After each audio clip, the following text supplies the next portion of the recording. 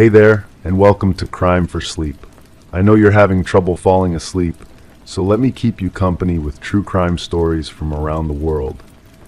Before we dive in, I'm curious, where did you first hear this one? If you enjoy these stories, don't forget to like, comment, and subscribe. Now get comfortable, and let's get into tonight's case. Crime 1, the floor in my house always creaked in the same exact spots. I knew each sound intimately until one night a new creak echoed from a place that should have been still. At first I thought maybe the wood was warping or some animal had gotten in, but the sound kept repeating itself, same spot, same pattern. That's when I pulled up the boards and found what shouldn't have been there. A small cavity, hidden expertly, filled with objects that didn't belong to me. Each one had a story, a stain, or a scratch that whispered of someone else's pain. And the final item was something that made my blood run cold, a recording device with hours of audio. It didn't just capture voices, it captured screams and laughter.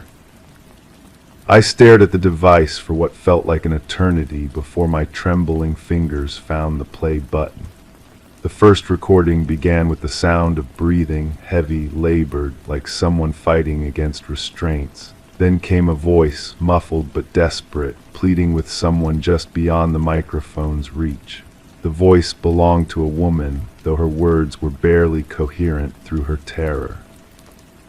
The basement suddenly felt colder. I had lived in this house for 3 years, never questioning why the previous owner had sold it so quickly, never wondering why the neighbors avoided eye contact when I moved in. The real estate agent had been eager to close the deal, almost pushy about it. Now I understood why. I lifted each object from the hidden compartment with the care of an archaeologist uncovering ancient bones. A pair of reading glasses with a crack down the left lens. A wedding ring, the gold worn thin from years of nervous twisting. A wallet with no identification, just empty credit card slots and a faded photograph of 2 children playing in a yard. Each item felt wrong in my hands, like holding evidence of lives that had been interrupted. The second recording started without warning. This time the voice was different, older male, with a slight accent I couldn't place. He was begging someone to let him call his family, promising money, promising silence. The background noise suggested he was in a confined space, maybe a basement or garage. His voice grew weaker as the recording continued, and then there was nothing but the sound of footsteps walking away. My hands were shaking as I examined the other items. A watch with a stopped second hand, a bracelet with a small charm in the shape of a heart, a pair of earrings, one missing its back. These weren't random objects, they were trophies. Someone had collected them methodically, carefully, like a museum curator preserving artifacts. I found myself studying the construction of the hidden compartment. The workmanship was professional, precise. This wasn't the hasty work of someone trying to hide evidence quickly. This was planned, thought out, executed with patience. The previous owner hadn't just lived in this house, he had used it for something unspeakable. The third recording made me drop the device. The voice was familiar, though I couldn't place it immediately. It was someone I had heard before, maybe at the grocery store or the gas station, someone from the neighborhood. The realization hit me like a physical blow. These weren't random victims from distant places. These were people from right here, people who had walked the same streets I walked every day. I pressed play on the fourth recording and immediately wished I hadn't. The laughter was worse than the screams. It was gleeful, satisfied, like someone enjoying a private joke. Between the bursts of laughter I could hear movement, the sound of something being dragged across a concrete floor. The recording lasted for nearly an hour, but I only managed to listen to the first few minutes before my stomach forced me to stop. The smell in the basement began to make sense. It wasn't just mustiness or dampness, there was something else underneath, something organic and wrong. I had attributed it to poor ventilation, maybe old pipes. Now I wondered what else might be hidden beneath this floor or behind these walls. I found a notebook wrapped in plastic at the bottom of the compartment. The pages were filled with meticulous handwriting, dates and descriptions that read like a hunter's journal. Each entry detailed methods, locations, and outcomes with the clinical detachment of a scientific experiment. The handwriting was careful, educated, the work of someone who took pride in documentation. The final entry was dated just 2 weeks before the house had gone on the market. The previous owner had been planning to move, but not because he was finished. He was expanding operations, looking for a place with more privacy, better access to what he called resources. The house had been sold not out of fear of discovery, but out of ambition. I sat in that basement for hours, surrounded by evidence of horrors I couldn't begin to process. The recording device had dozens more files, but I couldn't bring myself to listen to them. Each object told a story of someone's worst day, someone's final moments, someone's last desperate hope that help would come. The worst part wasn't the evidence itself, it was the realization that the person responsible was still out there. The house sale had been his graduation, not his retirement. Somewhere in another basement, in another hidden compartment, new objects were being collected. New recordings were being made. I called the authorities, but explaining what I had found felt impossible. How do you tell someone that your house is a memorial to disappeared people? How do you hand over evidence without becoming a suspect yourself? The detective who took my statement was thorough but skeptical. Physical evidence was one thing, but proving who had created this collection was another matter entirely. The investigation that followed was quieter than I expected. No news crews, no neighborhood canvassing, no widespread search for additional victims. The detective explained that without bodies, without identities for the voices on the recordings, building a case would be nearly impossible. The previous owner had covered his tracks well, leaving behind only suggestions of crimes rather than proof. Months later, I still live in this house. The floorboards have been replaced, the basement thoroughly searched and cleaned. But I can't shake the feeling that I'm living in a tomb, that every creak in the night might be echoing from another hidden space I haven't found yet. The neighbors still avoid eye contact, and now I understand why. They didn't know exactly what had happened here, but they had sensed something wrong. Sometimes I wonder if the person responsible knows I found his collection, if he's watching, waiting to see what I'll do with his life's work. The recording device sits in an evidence locker somewhere, but the memory of those voices plays in my head every night. The laughter haunts me most of all, not because it was evil, but because it sounded so human. The case remains open but inactive. The detective calls occasionally with updates that aren't really updates, just reminders that justice sometimes moves too slowly to catch up with truth. I've learned to live with the weight of knowing something that can't be proven, of carrying stories that can't be told. But late at night, when the house settles into its familiar creaks and groans, I sometimes hear new sounds, different patterns, unfamiliar rhythms. And I wonder if the collection I found was complete, or if there are other hiding places waiting to be discovered, other voices waiting to be heard, other stories demanding to be told. Crime 2, it started with a traffic jam and a car that looked too familiar. Same model, same dent in the rear fender. I thought I was following my neighbor, maybe we were heading to the same grocery store. But the turns didn't make sense. He didn't live in that direction. Curiosity overpowered reason. I kept driving. When he pulled into a driveway surrounded by thick trees and overgrown weeds, I stayed back. My car was off. Windows cracked. That's when I saw what he pulled out of the trunk. Not groceries, not luggage. A human silhouette, limp and quiet. I should have driven away. I didn't. And now I can't go to the police without exposing what I did next. The silence felt thick as I watched him struggle with the weight. His movements were careful, methodical, not panicked like someone dealing with an emergency. He checked over his shoulder twice before disappearing behind the house. The smell of damp earth and rotting leaves drifted through my window. My hands gripped the steering wheel until my knuckles ached. I waited. The house looked abandoned from the outside, but smoke rose from a chimney I hadn't noticed before. Paint peeled from the shutters. The mailbox hung crooked, numbers barely visible through rust and weather damage. This wasn't where my neighbor lived. This wasn't where anyone should live.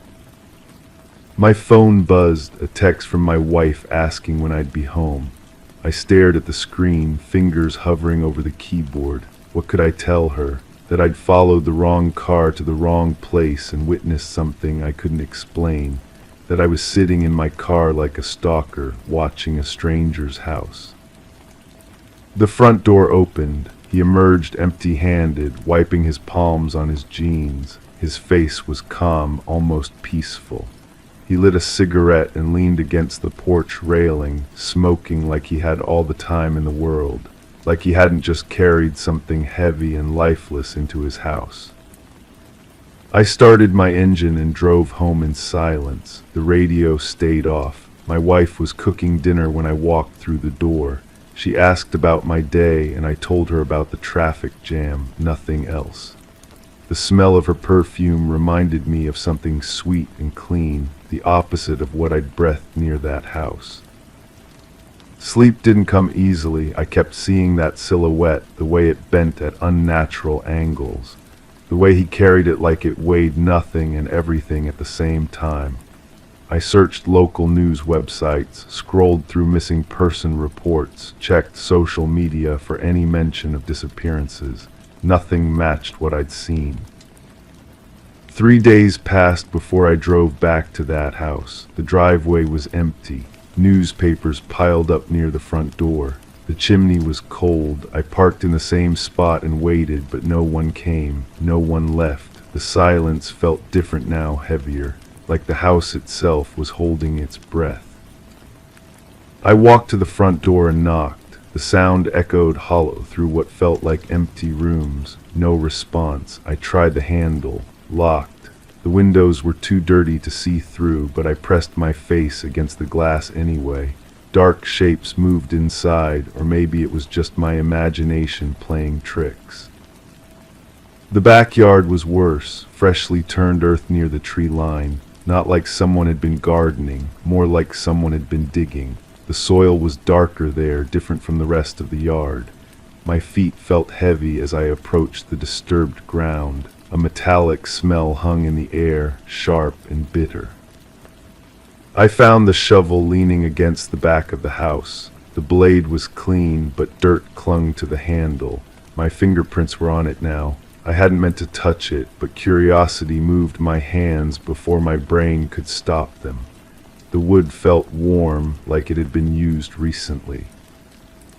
That's when I heard the car in the driveway, engine running, doors slamming.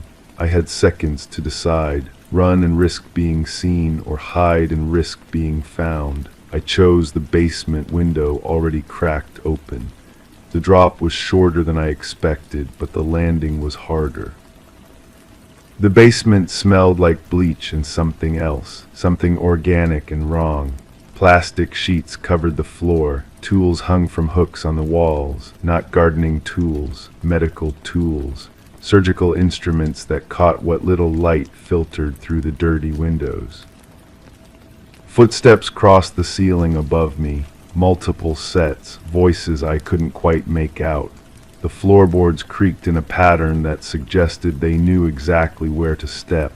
This wasn't their first visit. They moved with purpose, familiarity. I found the stairs and climbed slowly, each step a gamble. The voices grew clearer. They were talking about schedules, about timing, about someone who wouldn't be missed. The way they spoke suggested this conversation had happened before, many times before. The kitchen door was open just enough for me to see them.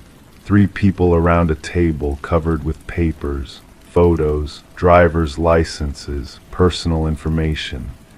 They were sorting through them like they were planning a grocery list, deciding what they needed and what they could do without. One of them looked familiar, the same build as the person I'd followed, but the face was wrong, different bone structure, different eyes. I'd been following the wrong car, but I'd found the right house, the place where wrong cars led people who would never be found.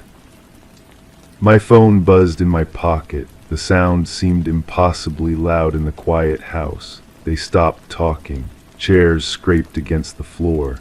I was already moving back toward the basement window when I heard the first footstep on the stairs behind me. I made it to my car before they made it outside. The engine started on the first try, and I drove away without looking back, but I felt them watching. Felt their eyes on my license plate, memorizing numbers and letters that would lead them to my address. The police station was only a few miles away. I could have been there in minutes, could have walked in and reported what I'd seen. But what had I seen, really? A man carrying something heavy, a basement with plastic sheets, people looking at papers around a table. None of it proved anything. All of it could be explained away. And then there was the shovel, my fingerprints on the handle, the basement window I'd forced open, the trespassing, the stalking. How would I explain following someone home without sounding like the criminal in the story? I drove home instead, told my wife I had a headache and went to bed early. She brought me tea and asked if I was feeling all right. I told her I was fine, just tired. She kissed my forehead and turned off the light. The next morning I checked the news again. Still nothing about missing persons. Still nothing about the house with the overgrown driveway. But there was a story about a car accident on the highway. A vehicle matching the description of the one I'd followed had been found in a ditch. The driver was missing, presumed dead. I called in sick to work and drove back to the house one more time. The newspapers were gone from the driveway. The windows had been cleaned. Fresh flowers grew in boxes beneath the front porch. A different car sat in the driveway. A different person answered the door when I knocked. She was older, grandmother-like, with kind eyes and flower on her apron. She invited me in for coffee and asked if I was lost. I told her I was looking for the previous owner. She said she'd bought the house last week from a man who needed to relocate quickly for work. She had his forwarding address if I needed it. The address she gave me was for a cemetery, plot number included. I never went to the police, never reported what I'd seen, never searched for the people I'd watched sorting through identification cards like they were planning a dinner party. Sometimes I wonder if I imagined the whole thing, if the stress of following the wrong car home had created a story in my mind to explain what couldn't be explained. But I still drive a different route to work, still check my rearview mirror more often than I should, still wonder if the car I'm following is the right one or if I'm about to make the same mistake again. The worst part isn't what I saw, it's what I didn't do about it. The choice I made to protect myself instead of protecting others. The knowledge that somewhere people are still missing, still being sorted through like paperwork. And I'm the only one who knows where to look. Crime 3, when the police read my statement back to me, I felt sick. I didn't write those words, I didn't say those things, but there it was, typed and signed with my name at the bottom. A confession to a crime I'd never even heard of, let alone committed. They said they had my fingerprints, a witness who saw me, and motive scribbled in a journal they claimed was mine. But the more I tried to deny it, the guiltier I looked. I thought someone was framing me. I thought I could prove my innocence. What I didn't expect was to uncover how deep the deception ran, and what I did, unknowingly, years ago that made me the perfect scapegoat. The ink on the paper had a peculiar smell, metallic, almost like blood mixed with printer toner. I kept staring at my signature, running my finger along the pen strokes. They were mine, no doubt about it. The loops in my letters, the way I crossed my T's, the slight tremor I'd developed after the accident. But I had no memory of signing anything. The detective watching me had tired eyes, the kind that had seen too many liars. He kept tapping his pen against a manila folder, each click echoing in the small room like a countdown. The victim was found in the basement, he said, his voice flat. Single gunshot wound, clean, professional. Your prints were on the doorknob, the light switch, even the victim's wallet. He slid a photograph across the table. The image showed a man I'd never seen before, middle-aged, wearing a blue shirt that had once been white. His eyes were open, staring at nothing. You know him. I shook my head, but something about his face nagged at me. Not the features themselves, but something in his expression.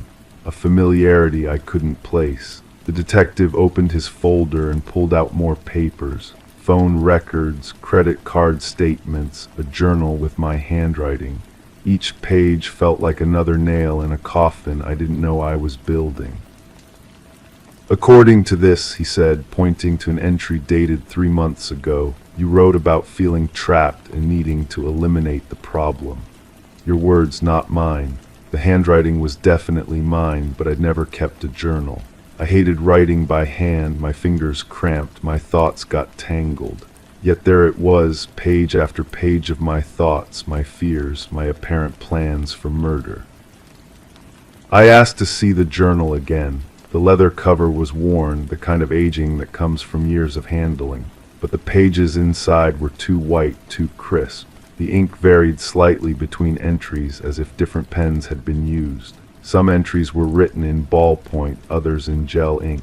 I'd been using the same pen for months, a cheap plastic one I'd stolen from a doctor's office. It was still in my pocket. The detective noticed me studying the journal. Something wrong with it. The paper, I said, it's different. Some pages are older than others. I flipped through, noting the subtle differences in texture, the way some pages caught the light differently. This isn't one journal, it's pieces of different ones bound together. He leaned back in his chair. You're saying someone doctored your journal, cut and pasted your handwriting from different sources. His tone suggested he'd heard wilder stories, but not many. I nodded, though I knew how it sounded. Who would go through such elaborate trouble to frame me for killing a stranger? But as I sat there, surrounded by evidence of a crime I couldn't remember committing, fragments of memory began surfacing. A job application I'd filled out months ago at a small accounting firm. A sympathy card I'd signed for a coworker's grandmother. A rental agreement for a storage unit I decided not to use. All documents with my handwriting, all signed and forgotten.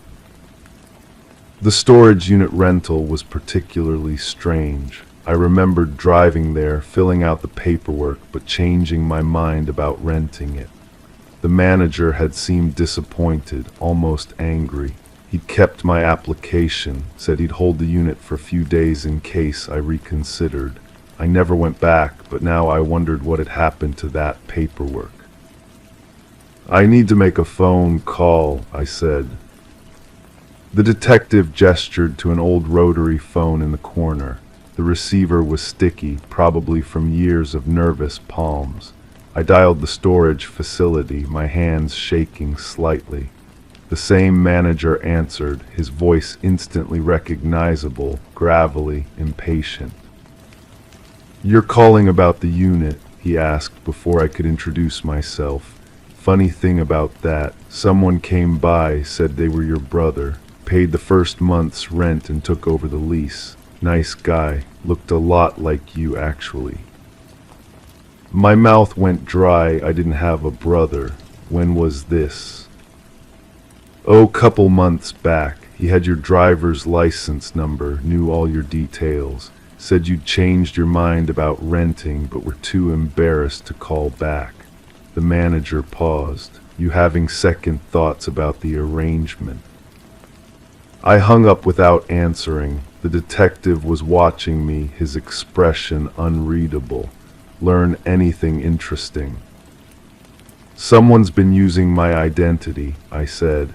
Renting storage units, probably collecting documents with my signature. But even as I said it, I realized how convenient it sounded, how perfect an excuse it was for someone caught red-handed. The detective pulled out another folder, this one thicker than the first. Your phone records show 17 calls to the victim's number over the past month. The last one was made just hours before he died. He showed me the highlighted numbers, my phone number repeated over and over. You want to explain that? I stared at the records. The calls were real. I could see my own number clearly, but I'd never dialed those digits in my life. My phone had been acting strangely lately, though. Battery draining faster than usual, occasional calls that showed up as missed but never rang. I'd assumed it was age, wear and tear on an old device. Someone cloned my phone, I said, but the words felt hollow even to me. The detective closed the folder and stood up. Here's what I think happened. You knew the victim, had some kind of business relationship with him. Maybe he was blackmailing you, maybe you owed him money. You planned this for months, kept detailed records of your thoughts and motivations. Then you killed him and tried to cover your tracks. The only problem is you weren't as careful as you thought. He left the room and I was alone with the evidence spread across the table. The confession, the journal, the phone records, the photographs. Each piece told a story I didn't recognize, painted a picture of a person I'd never been, but they all pointed to me, undeniably and completely. I picked up the photograph of the victim again. This time, instead of looking at his face, I studied the background. The basement where he died was cluttered with boxes, old furniture, the kind of accumulated junk that builds up over years. But one detail caught my attention, a small framed photograph on a shelf behind the body. The frame was distinctive, silver with an ornate pattern I recognized. It was the same frame I'd lost during my move last year. A gift from someone whose name I could barely remember now, someone I'd dated briefly and awkwardly. The frame had contained a picture of us together, but I'd removed the photo after we broke up and never replaced it. I'd assumed it got lost in the move, donated to charity with a box of other forgotten items. But there it was in a dead man's basement, empty and waiting. The detective returned with coffee and a grim expression. "We found something else," he said. "The victim's computer. He was researching you going back years. Employment records, addresses, even your high school yearbook photo. Looks like he'd been tracking you for a long time." "Why?" I asked. "I've never seen him before in my life." "Maybe you have," the detective said. "Maybe you just don't remember." He opened his laptop and turned it toward me. On the screen was a newspaper article from several years ago, a small story about a hit-and-run accident. The victim was unnamed, but the description matched the dead man perfectly. The driver had never been found. My hands started trembling. I remembered that night, driving home from a party, rain making the roads slick and dangerous. There had been something in the road, a bump I'd felt through the steering wheel. I'd stopped, looked around, but saw nothing. No damage to my car, no sign of what I'd hit. I'd convinced myself it was a pothole, debris from a storm, anything but what I now feared it might have been. "You hit him," the detective said quietly. "Left him for dead on the side of the road. He survived barely, but he never forgot. Spent years tracking you down, gathering evidence, planning his revenge. Except his revenge wasn't murder, it was framing you for his own death." The room felt like it was spinning. He killed himself to frame me. "Not exactly," the detective closed the laptop. "He hired someone to kill him, set up the whole scenario. The frame job, the fake evidence, even the confession. He wanted you to know what it felt like to be helpless, to have no one believe your innocence." I sat back in my chair trying to process what I'd heard. The man I'd supposedly murdered was already dead, killed by his own elaborate plan for revenge. But I was still guilty of the original crime, the hit and run that had started everything. The evidence of that was probably somewhere in his files, waiting to destroy me all over again.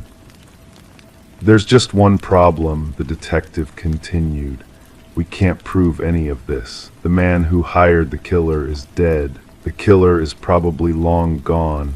All we have is your confession, your fingerprints, and a witness who saw you leave the scene." "What witness?" I asked.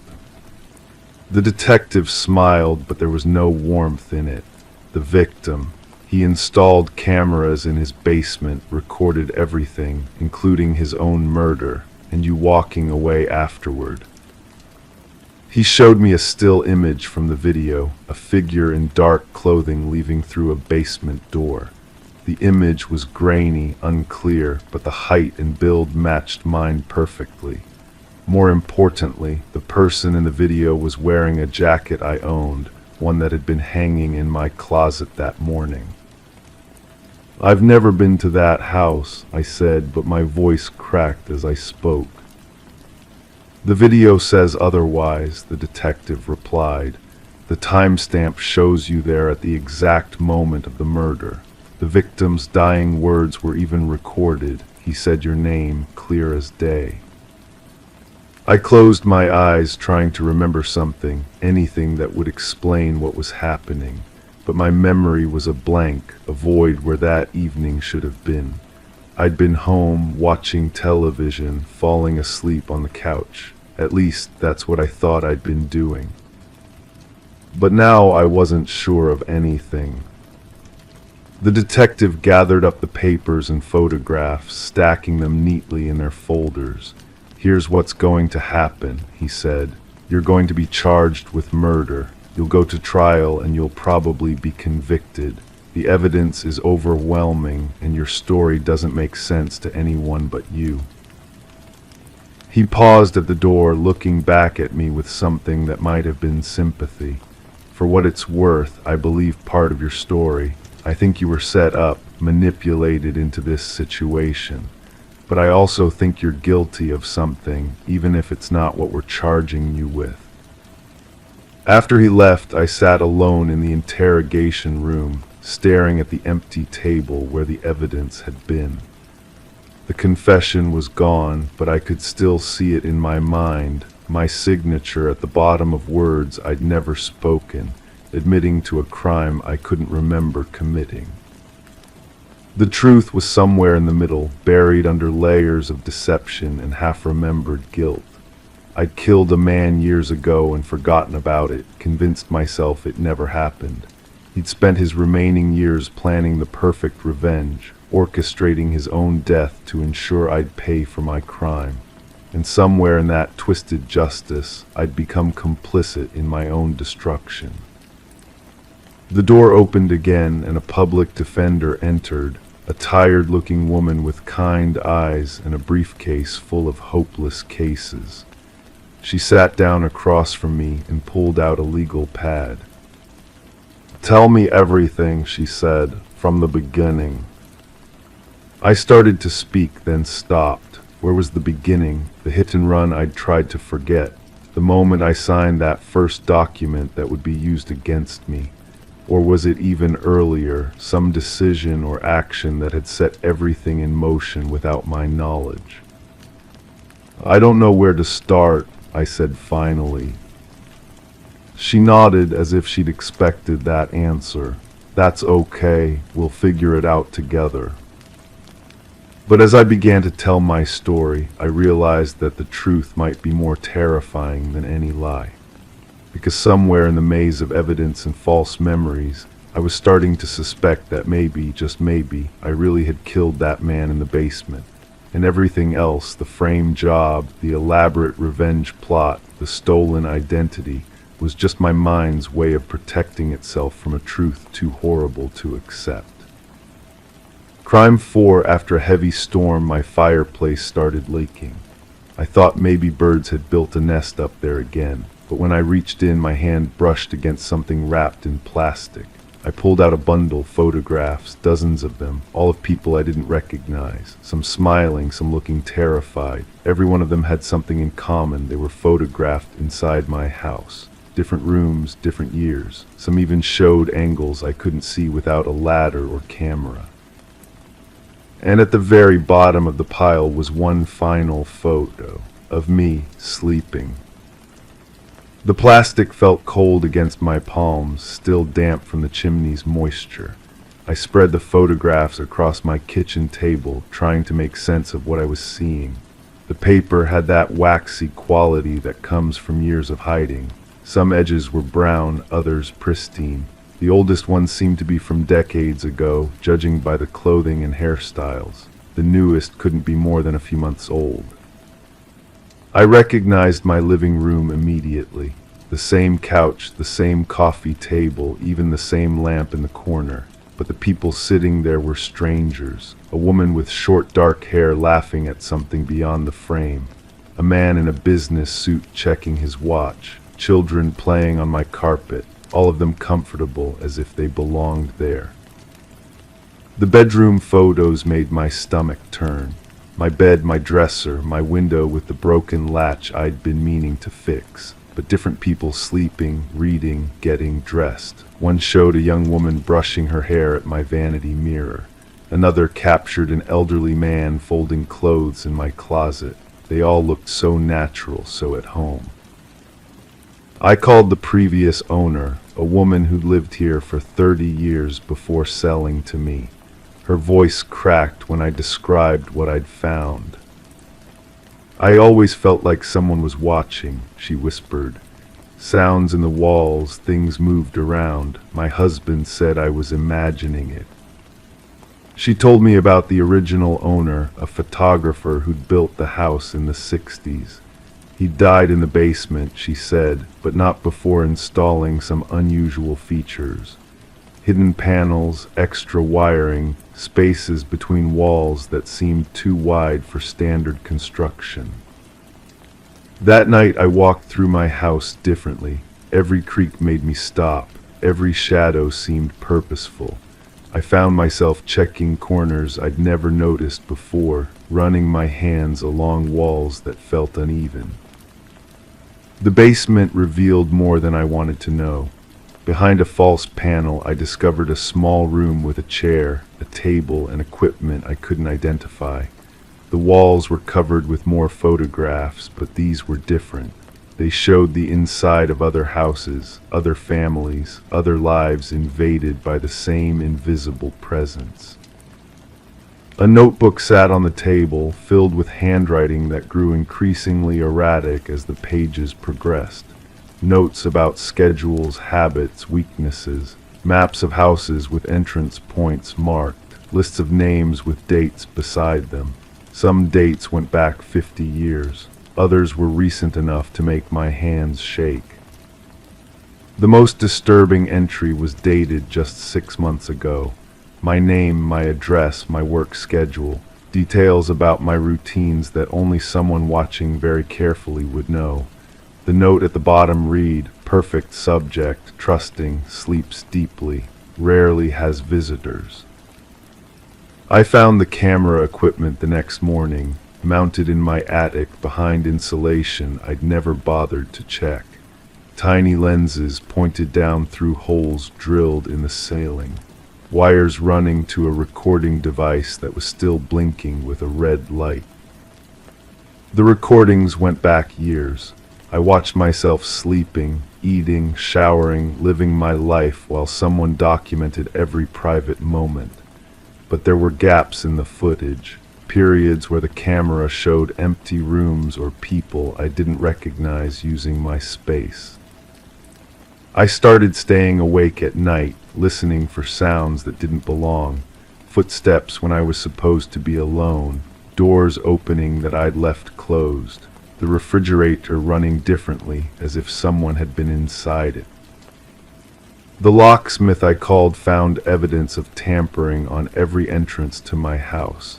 Scratches around the deadbolt, impressions in the wood where tools had been used. He changed everything, but the feeling of being watched remained. I hired a private investigator to look into the original owner's background. What she found made me wish I'd never opened that plastic bundle. The photographer had been connected to a series of disappearances spanning decades. People who'd vanished from their homes without a trace, leaving behind only empty rooms and confused families. The pattern was always the same. Months of surveillance, detailed documentation of habits and routines, then nothing. The subjects would simply disappear, their houses left undisturbed except for the absence of their occupants. But some of the photographs in my chimney showed something else. People who looked afraid, who seemed to know they were being watched. Their eyes held a recognition that made my chest tighten. They'd figured it out just like I had. I found one more thing in the basement room, a calendar with dates circled in red ink. The pattern showed a cycle, visits every few months stretching back decades. The most recent date was circled in fresh ink, still wet enough to smear when I touched it. That date was yesterday. I packed everything I could carry and left the house that same hour. But as I drove away, I couldn't shake the feeling that leaving wouldn't be enough. The photographs had shown other houses, other families, other lives being documented with the same careful attention. The last photo I'd found wasn't in the chimney with the others. It was on my kitchen counter when I came downstairs that morning, still damp from being developed. It showed me standing in my basement, holding the notebook, reading the entry about myself. Someone had been watching me discover their secret. Someone who knew I would find the photographs, who wanted me to know what I'd stumbled into. The person behind the camera was still out there, still documenting, still waiting. I don't know if I was meant to escape or if leaving was part of their plan, but sometimes in my new place I hear footsteps that don't belong to me. I find things moved just slightly from where I left them, and I've started checking my chimney, wondering what I might find hidden there. The photographs are still with me, locked in a safety deposit box I visit when I need to remind myself that what I experienced was real. But I've stopped looking at the one of me sleeping, because every time I do, I notice something new in the background, a shadow that might be a person, a reflection in the window, a detail that suggests I was never alone, even when I thought I was. The truth is, I don't know if the original photographer is still alive. I don't know if someone else has taken over his work. I don't know if the people in those photographs are safe somewhere, or if they met a darker fate. What I do know is that someone somewhere is still watching, still documenting, still waiting for the perfect moment to step out of the shadows and into the light. And I can't help but wonder if they're watching me right now, adding my new routines to their careful notes, preparing for the next phase of whatever game they're playing. Because the scariest part isn't that I was being watched, it's that I was allowed to find out. Crime 5, my family owned a piece of land we never used, too rocky to farm, too remote to build on. But when I was a teenager, my uncle made me help him dig a hole out there, no questions asked. The sack he carried was heavy. He told me it was just trash, but the way he moved, the way he looked over his shoulder told a different story. I buried it. I never went back. Years later I returned, out of guilt, out of curiosity. I brought a shovel. I dug it up. What I found wasn't bones, it was something worse. It was alive, and it remembered me. The memory had been eating at me for 15 years. Not the digging itself, but the weight in my uncle's voice when he said we needed to handle this quietly. The way his hands shook as he handed me the shovel. The smell that clung to my clothes afterward, something chemical mixed with something organic that I couldn't wash out completely. I'd tried to forget, built a life, got married, had kids. But every family gathering, every funeral, every wedding, my uncle would catch my eye across the room. A nod, a reminder. We shared something that nobody else knew about. When he died last spring, I thought the secret would die with him, but secrets don't work that way. They grow heavier with each passing year until you can barely carry them anymore. So I went back to the land. The property had been sold to developers, but they hadn't started construction yet. The area where we dug looked exactly the same, a patch of scrubland between two oak trees, marked by stones my uncle had carefully arranged in what looked like a random pattern. I brought my own shovel this time. The ground was harder than I remembered, packed down by years of rain and snow. But muscle memory guided me to the exact spot, 3 feet down, maybe 4. My uncle had been precise about the depth, deep enough that animals wouldn't find it, shallow enough that we could dig it out if we ever needed to. The first thing I hit wasn't fabric, it was plastic, thick, industrial-grade plastic that had held up remarkably well underground. As I cleared away the dirt, I could see the outline of whatever was wrapped inside. It was smaller than I remembered, or maybe I'd grown larger. 15 years changes your perspective on everything. I pulled it out carefully, the way you'd handle evidence, because that's what this was, wasn't it? Evidence of something my uncle had made me part of without ever explaining what we were doing. The plastic was sealed with duct tape, multiple layers of it, wrapped so thoroughly that whatever was inside had been completely protected from moisture and decay. My uncle had been meticulous about everything, too meticulous for trash. I sat there in the dirt holding this package, knowing that opening it would change everything. There would be no going back to wondering. No more sleepless nights imagining what we'd buried, but also no more hope that it had been innocent. The tape came off easier than expected. 15 years underground and it still held strong.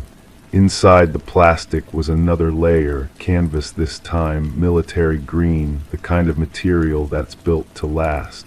My uncle had been in the service. He knew about preservation. My hands were steady as I unwrapped the canvas, but my heart was hammering against my ribs. The smell hit me first, the same chemical scent from that day 15 years ago, but stronger now, concentrated. Formaldehyde maybe, something used for preservation. Inside were documents, hundreds of them, photographs, audio cassettes, videotapes, all carefully sealed in individual plastic bags, labeled with dates and codes I didn't recognize. The photographs were the worst part, not because they showed violence, they didn't. They showed normalcy. Family dinners, birthday parties, children playing in backyards, but every photo had been taken from a distance, through windows, over fences, surveillance photos. Someone had been watching these families for months, maybe years. I recognized some of the faces, neighbors from the old neighborhood, kids I'd gone to school with. My own family was in several of the photos, pictures taken from the woods behind our house, showing us eating breakfast, watching television, arguing in the kitchen. The audio tapes were labeled with addresses and dates. I found a portable cassette player in my car and listened to one, phone conversations, private conversations between family members recorded from inside their homes. The quality was too good to have been captured from outside. Someone had been inside these houses. Someone had planted listening devices. The videotapes showed the same families, but these were taken from inside as well. Bedrooms, bathrooms, children getting dressed for school, couples having intimate conversations, hours and hours of footage, documenting the most private moments of dozens of families. At the bottom of the canvas bag was a notebook, my uncle's handwriting documenting patterns, work schedules, school routines, vacation plans, Notes about when houses would be empty, when families would be vulnerable, plans that had never been executed as far as I could tell. But the most disturbing part was the last entry in the notebook, my own name with my current address. Recent observations about my wife's schedule, my children's school routines, notes dated just weeks before my uncle's death. He'd been watching us too, watching me.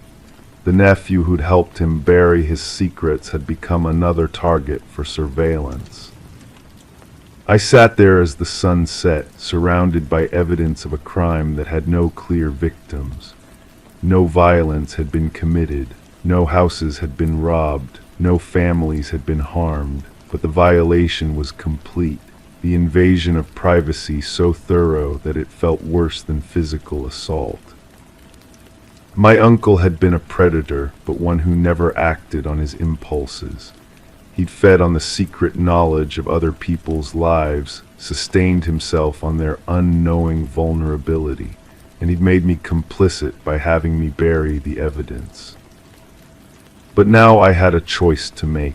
Turn everything over to the police and destroy dozens of families by revealing how thoroughly their privacy had been violated, or rebury the evidence and let the victims continue living their lives without ever knowing they'd been watched. I thought about my own children, imagining how I'd feel if I discovered someone had been recording their most private moments. The anger would be consuming. But I also thought about the families in those photos, how learning this truth would change their sense of safety forever. As darkness fell, I made my decision. I rewrapped everything carefully, using fresh plastic and tape I'd brought with me. I dug a new hole, deeper this time, in a location where the developers would never find it. I buried my uncle's secrets again, along with my own knowledge of what he'd done. But I kept one thing, the notebook with my name in it, the evidence that I'd been watched, that my family had been targeted, because I needed to remember that monsters don't always look like monsters. Sometimes they look like uncles who need help digging holes. Sometimes they look like us. I still see those families around town sometimes. The children are grown now, have families of their own. They smile and wave, completely unaware that I know things about their childhood that they've forgotten themselves. They don't know that their most intimate moments were recorded, catalogued, preserved. And I'll never tell them. Some truths are too heavy to share. Some secrets are better left buried. But late at night, when I check the locks on my doors and windows, I wonder if my uncle was the only one watching. I wonder if there are other holes in the ground, other collections of evidence, other predators who never acted on their impulses but fed on them anyway. The land has been developed now. Houses sit where my uncle's secrets were buried. Families live above that ground, never knowing what lies beneath their foundations. Their children play in yards that cover graves of violated privacy. And I watch them sometimes, these new neighbors, not the way my uncle watched, but I watch and I wonder if they can feel it, if somewhere deep in their instincts they know they're being observed, if they check their locks a little more carefully, draw their curtains a little tighter, without understanding why. Because once you know how easy it is to watch someone without them knowing, you start to wonder who might be watching you. Crime 6, when I moved into the house, the mailbox was already full. Letters without stamps, no addresses, all hand-delivered. I figured the previous tenant forgot to clear them out. But when new ones kept showing up, I got curious. The handwriting was always different. The contents were dark. One described a crime scene in chilling detail. Another listed names with dates and bloody thumbprints. Then I found one addressed to me, and I hadn't told anyone I'd moved in. The house sat at the end of a quiet street where neighbors kept to themselves.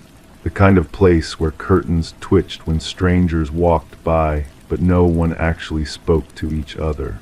perfect for someone who wanted to disappear from their old life. I'd chosen it specifically for its anonymity. The first letter I opened had been written on yellowed paper, the ink slightly smudged as if the writer's hand had been shaking. It described a woman lying face down in her kitchen, surrounded by broken glass from a shattered window. The details were precise, too precise, the exact angle of her arm, the color of the blood pooling beneath her head, the smell of burnt coffee still lingering in the air. I told myself it was fiction, someone's disturbed creative writing exercise, but the specificity haunted me. When I closed my eyes that night, I could smell the burnt coffee too. More letters appeared over the following days, different handwriting each time, but the same yellowed paper. One contained a list of 7 names with dates beside them, going back several years. Next to each name was a dark stain that looked disturbingly like dried blood pressed directly onto the paper. The dates formed no obvious pattern, but something about them felt significant. I started photographing each letter before reading it. Call it instinct or paranoia, but I sensed I was collecting evidence of something bigger than random anonymous messages. The handwriting analysis became my obsession. Some letters were written in careful cursive, others in hurried block letters. A few showed signs of being written by someone left-handed, judging by the ink smears. The letter addressed to me arrived on a particularly gray morning. My name was spelled correctly, which sent ice through my veins since I hadn't updated any official records with my new address yet. The content was different from the others. Instead of describing violence, it asked questions. Do you ever wonder who lived in your house before you? Do you sleep well in the bedroom upstairs? Have you noticed the loose floorboard near the window? I hadn't noticed any loose floorboard. That afternoon, I found myself on my hands and knees in the upstairs bedroom, pressing each piece of hardwood until one shifted slightly under my weight. Beneath it was a small hollow space containing a single photograph and a key. The photograph showed a woman I didn't recognize standing in the same bedroom where I now slept. She was smiling, but her eyes looked hollow, frightened. On the back, someone had written a single word in the same shaky handwriting from the first letters, before. The key was small, brass, and warm to the touch despite being hidden in that cold space for who knows how long. It looked like it might open a drawer or a small box. I searched the house methodically, trying the key on every lock I could find. Nothing fit. That evening, another letter appeared. This one contained a crude map of the neighborhood with an X marked on a house 3 blocks away. Below the map was a single line. The key opens what she couldn't tell them. The walk to the marked house felt like moving through thick fog. Each step required conscious effort. The building was abandoned, windows boarded up, yard overgrown with weeds that seemed to whisper as I passed. A realtor's sign hung crooked by the sidewalk, faded and weathered beyond readability. The front door was locked, but a basement window had been left slightly open. The smell that drifted out made my stomach turn. Not decay exactly, but something stale and wrong. I found myself climbing through that window before I could think better of it. The basement was nearly empty except for a small wooden desk pushed against the far wall. The key fit perfectly into its single drawer. Inside, I found dozens more photographs, all women, all taken in bedrooms that looked similar to mine, all with that same hollow expression of fear barely hidden behind forced smiles. At the bottom of the stack was a driver's license belonging to the woman from the photograph I'd found under my floorboard. Her address was listed as my house, but according to the expiration date, this license was current, which meant she should still be living there. I sat in that dank basement, holding evidence that someone who should be living in my house had been photographed looking terrified in my bedroom. The dates on the other photographs suggested this had been happening for months before I moved in. The logical part of my mind tried to rationalize it. Maybe she'd moved out suddenly.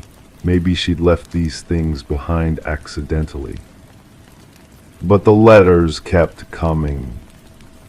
Each new one revealed another piece of a puzzle I wasn't sure I wanted to complete. One described the sound of someone crying behind the walls of my house during certain weather conditions. Another detailed the exact spot in my backyard where the ground seemed softer than it should be. I started losing sleep, not just from the content of the letters, but from the sounds I began noticing. Soft tapping from inside the walls during rainstorms, footsteps in the hallway when I was certain I was alone. The heating system made noises that sounded almost like muffled voices. The breakthrough came when I decided to contact the realtor who'd sold me the house. She seemed nervous when I mentioned the previous tenant, kept glancing around her office as if someone might be listening. When I pressed her for details, she finally admitted the woman had never officially moved out. She'd simply stopped answering calls and texts. After several weeks of no contact, they'd assumed she'd abandoned the property and decided to sell it. "But didn't you need her permission?" I asked. The realtor's hands shook as she shuffled through papers on her desk. We tried everything to reach her. Legal notices, certified mail. Eventually, we had to treat it as abandonment, though between you and me, we probably should have investigated more thoroughly. That night, I received the longest letter yet. Unlike the others, this one was written in my own handwriting. Every loop and curve of the letters matched my penmanship perfectly, but I had no memory of writing it. The letter described watching someone move into a house while the real owner was still there, still alive, still trying to signal for help. It detailed how easy it would be to keep someone hidden in a house if you knew all the secret spaces, how soundproof certain rooms could be made with the right materials, how someone could live in the walls and basement while another person occupied the main floors, completely unaware. As I read my own handwriting describing these horrors, I realized the heating system had gone quiet. The house felt different, waiting, and from somewhere deep in the walls, I could swear I heard someone crying. The letters still arrive. I still read them, even though I recognize my handwriting more and more often now.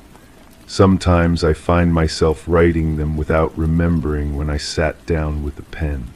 The photographs in the basement drawer keep multiplying, though I don't recall taking any new ones. I've stopped trying to leave the house. Every time I reach the front door, I remember something else I need to check first. Another loose floorboard, another sound in the walls, another letter that needs to be written. The mailbox is never empty now. And sometimes when I look out the window, I see someone standing at the end of the driveway watching the house, waiting for their turn to move in, waiting for me to become just another voice in the walls, leaving letters for the next person to find. The key still fits perfectly in that basement drawer, but I'm beginning to understand that I'm not the one who's supposed to be using it. Crime 7, renovating a house is supposed to be rewarding. Tear out the old, make space for the new. But when we pulled down the drywall in the basement, we found more than mold and pipes.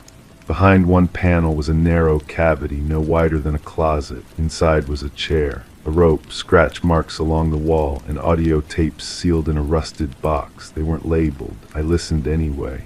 The voice begging for water didn't sound like an actor. It sounded real, and it never stopped. I should have called the police immediately, should have sealed the room and walked away. Instead, I sat in my kitchen, staring at the tape spread across the table like evidence from a crime scene I wasn't supposed to witness. The first tape was marked only with a date from 15 years ago. The The voice was female, young, speaking in whispers that cracked with desperation. The woman on the tape spoke about her daughter, about how she'd been missing for weeks, about how the police had stopped returning her calls. Her words were measured, deliberate, as if she were documenting something important. But underneath the careful narration, I heard something else. Fear. The kind that settles in your bones and changes how you breathe. I played the second tape, same voice but different, older, harder. She talked about following someone, about watching them from her car, about patterns she'd noticed, the way they left their house at the same time each day, the way they avoided eye contact with neighbors, the way they always carried a large bag to their car, even when they claimed to be going to work. The third tape made my hands shake. The woman's voice was barely audible, recorded in what sounded like a cramped space. She whispered about being inside someone's house, about finding things, about a basement room that smelled like bleach and fear, about photographs hidden behind loose floorboards, about a collection of driver's licenses that didn't belong to the homeowner. I stopped the tape and walked to the basement. The cavity looked different now, smaller, more deliberate. Someone had built this space intentionally. The chair was positioned facing away from the door toward the wall where the scratch marks were deepest. The rope was cut clean at both ends, professional, practiced. The fourth tape was different, two voices now. The woman and a man. They spoke in hushed tones about what they'd found, about what they were going to do, about how the police wouldn't listen, about how they had to take matters into their own hands. The man's voice was calm, methodical. He talked about justice, about making sure certain people couldn't hurt anyone else. I researched the previous owners of the house. The records were sparse, but I found enough. A family had lived here for 20 years before selling to a couple who flipped houses. The couple had owned it for less than a year before selling to me. In between, there were gaps, periods where the house sat empty, periods where someone else might have had access. The fifth tape was recorded in this basement. I recognized the acoustics, the way sound bounced off the concrete walls. The woman's voice was different again. Satisfied, she talked about solving problems, about making the world safer, about how sometimes the system fails and people have to create their own justice. I found newspaper clippings tucked behind the water heater, missing persons reports from years past, all young women, all last seen in this neighborhood. The articles were yellowed, dog-eared, annotated in careful handwriting. Someone had been tracking these disappearances. Someone had been connecting dots that others missed. The final tape was the hardest to listen to.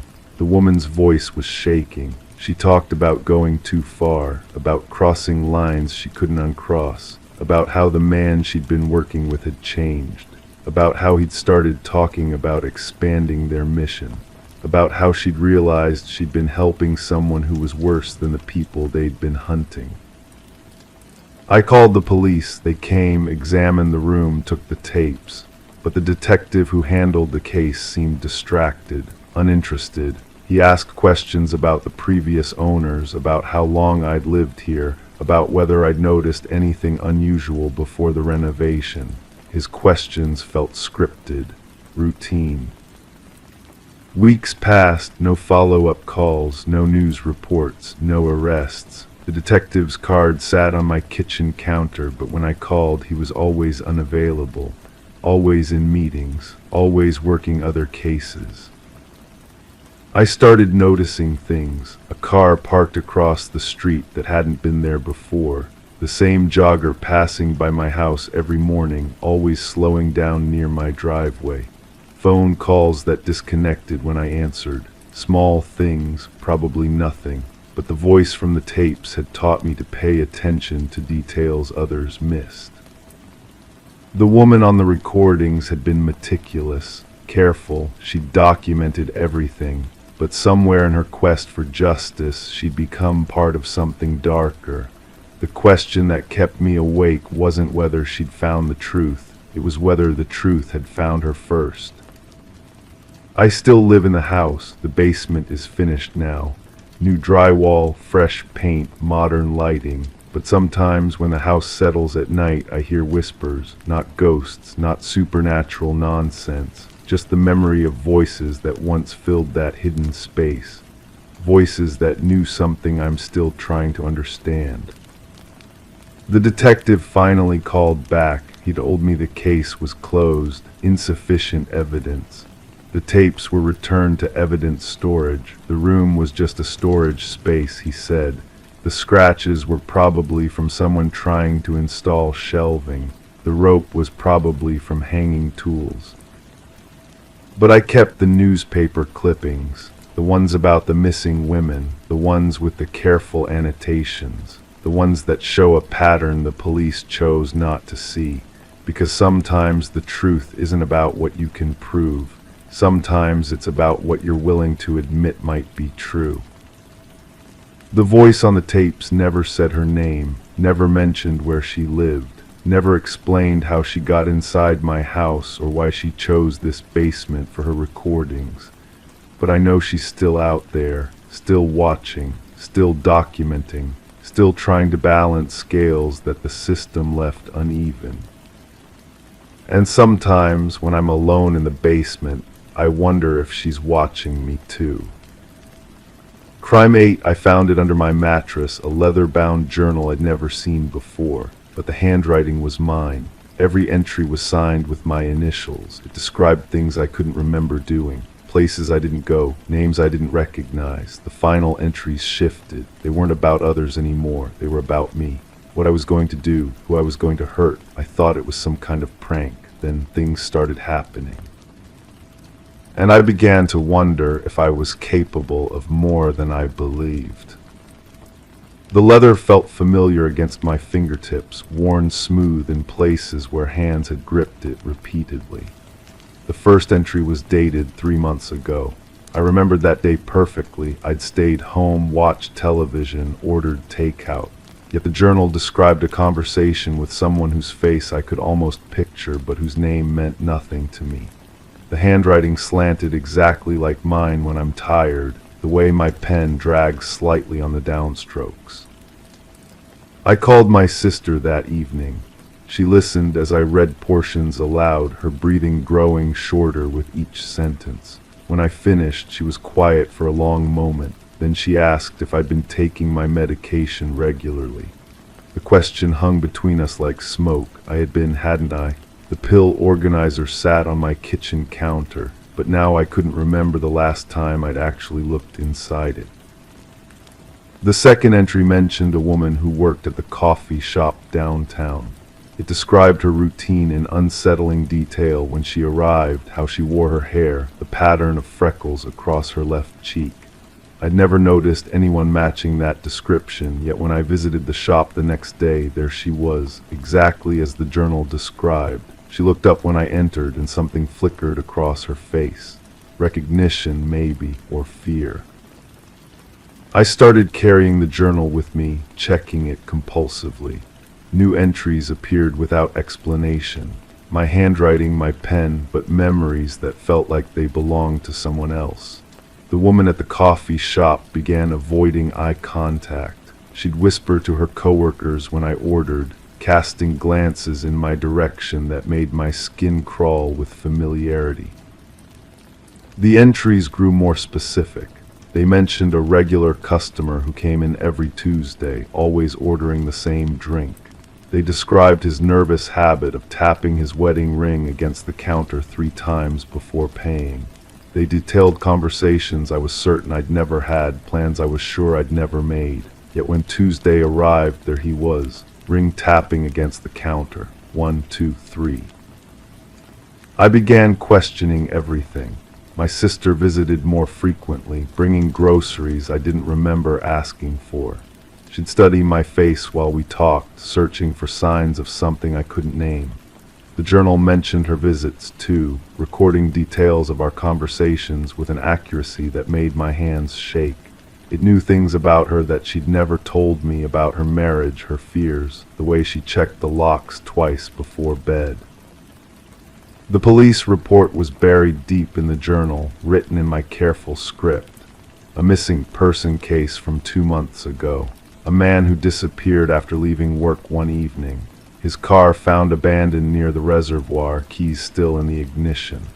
The report included details that hadn't been released to the public, the position of the driver's seat, the empty coffee cup on the dashboard, the way his phone had been placed face down on the passenger seat.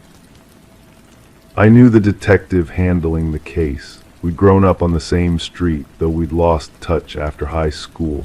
I called him, my voice steady despite the tremor in my hands. He agreed to meet, but something in his tone suggested this wasn't unexpected. When we sat across from each other in the diner, he studied my face the same way my sister had, like he was looking for cracks in a facade. He told me about the witnesses who'd seen a figure near the reservoir that night. Someone matching my height, my build, walking along the water's edge. Security footage from a nearby gas station showed a car similar to mine passing through around the same time. The timestamp was blurry, but the license plate was partially visible. 3 digits that matched mine exactly. I denied everything, of course, but even as the words left my mouth, I could feel doubt creeping in. The journal had mentioned the reservoir in an entry I dismissed as fiction.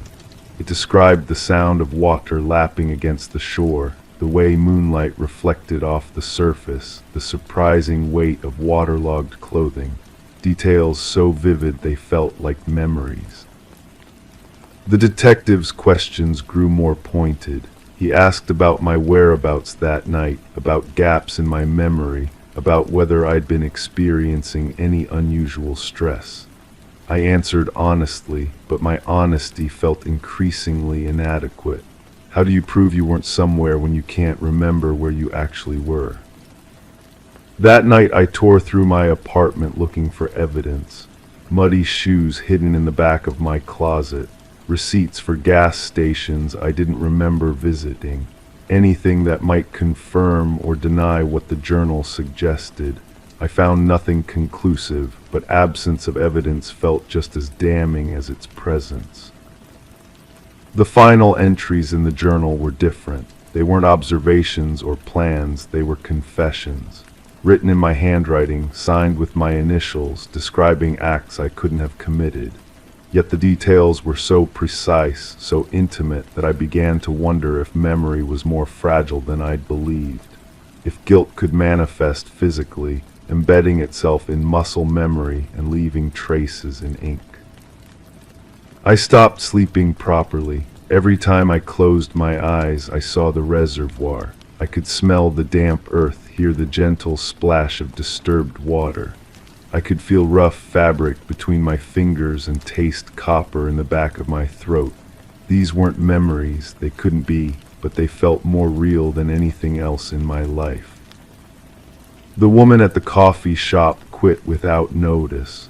The regular customer stopped coming on Tuesdays. The detective called less frequently, but I could sense him watching, waiting for something to break.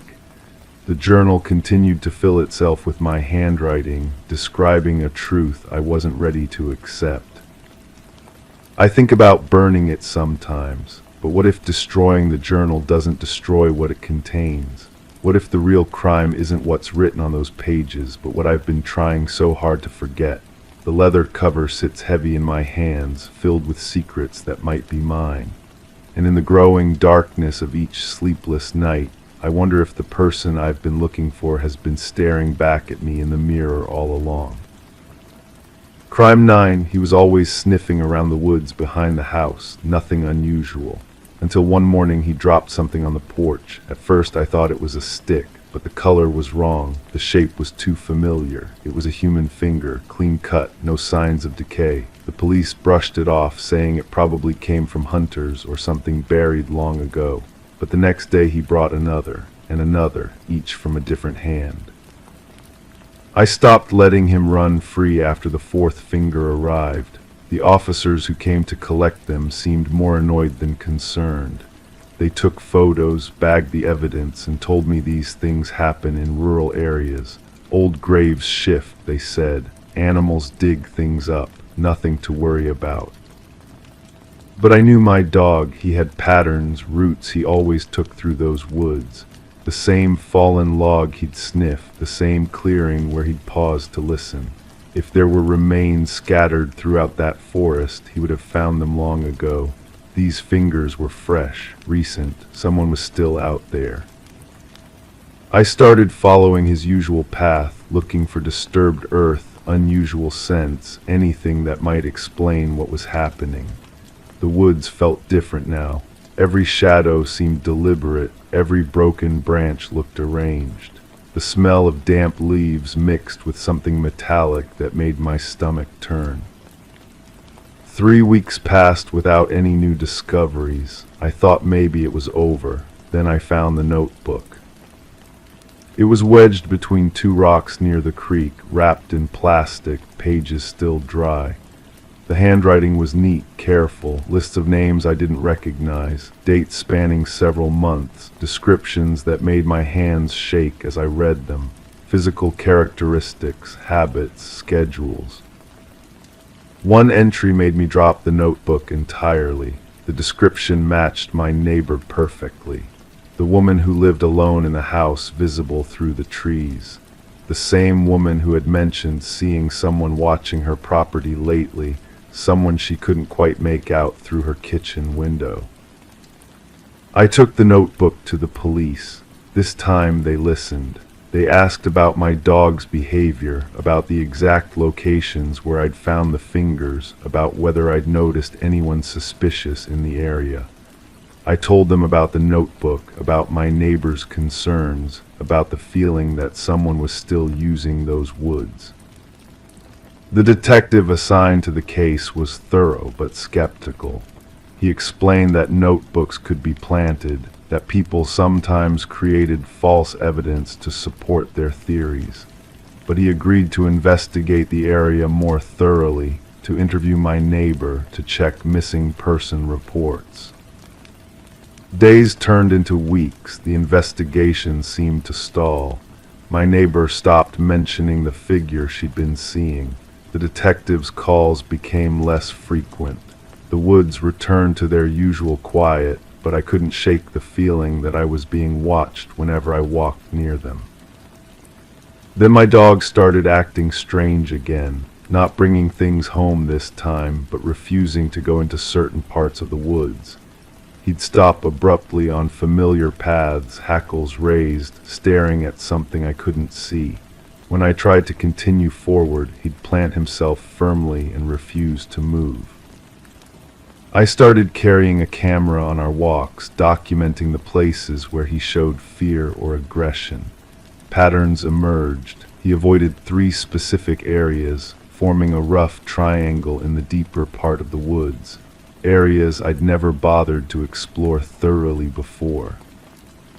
The first site looked ordinary, just a depression in the ground covered with fallen leaves, but when I brushed them away, the earth underneath was soft, recently disturbed. The second location was similar. The third made me call the detective immediately. Partially buried beneath a thin layer of soil and debris was a canvas bag. Inside, more items that belonged to people. A wallet with identification still intact, a watch with a broken band, personal effects that someone had tried to hide but hadn't buried deeply enough. The detective returned with a full team this time. They sectioned off the woods, brought in dogs trained to detect human remains, started a systematic search of the entire area. What they found changed everything.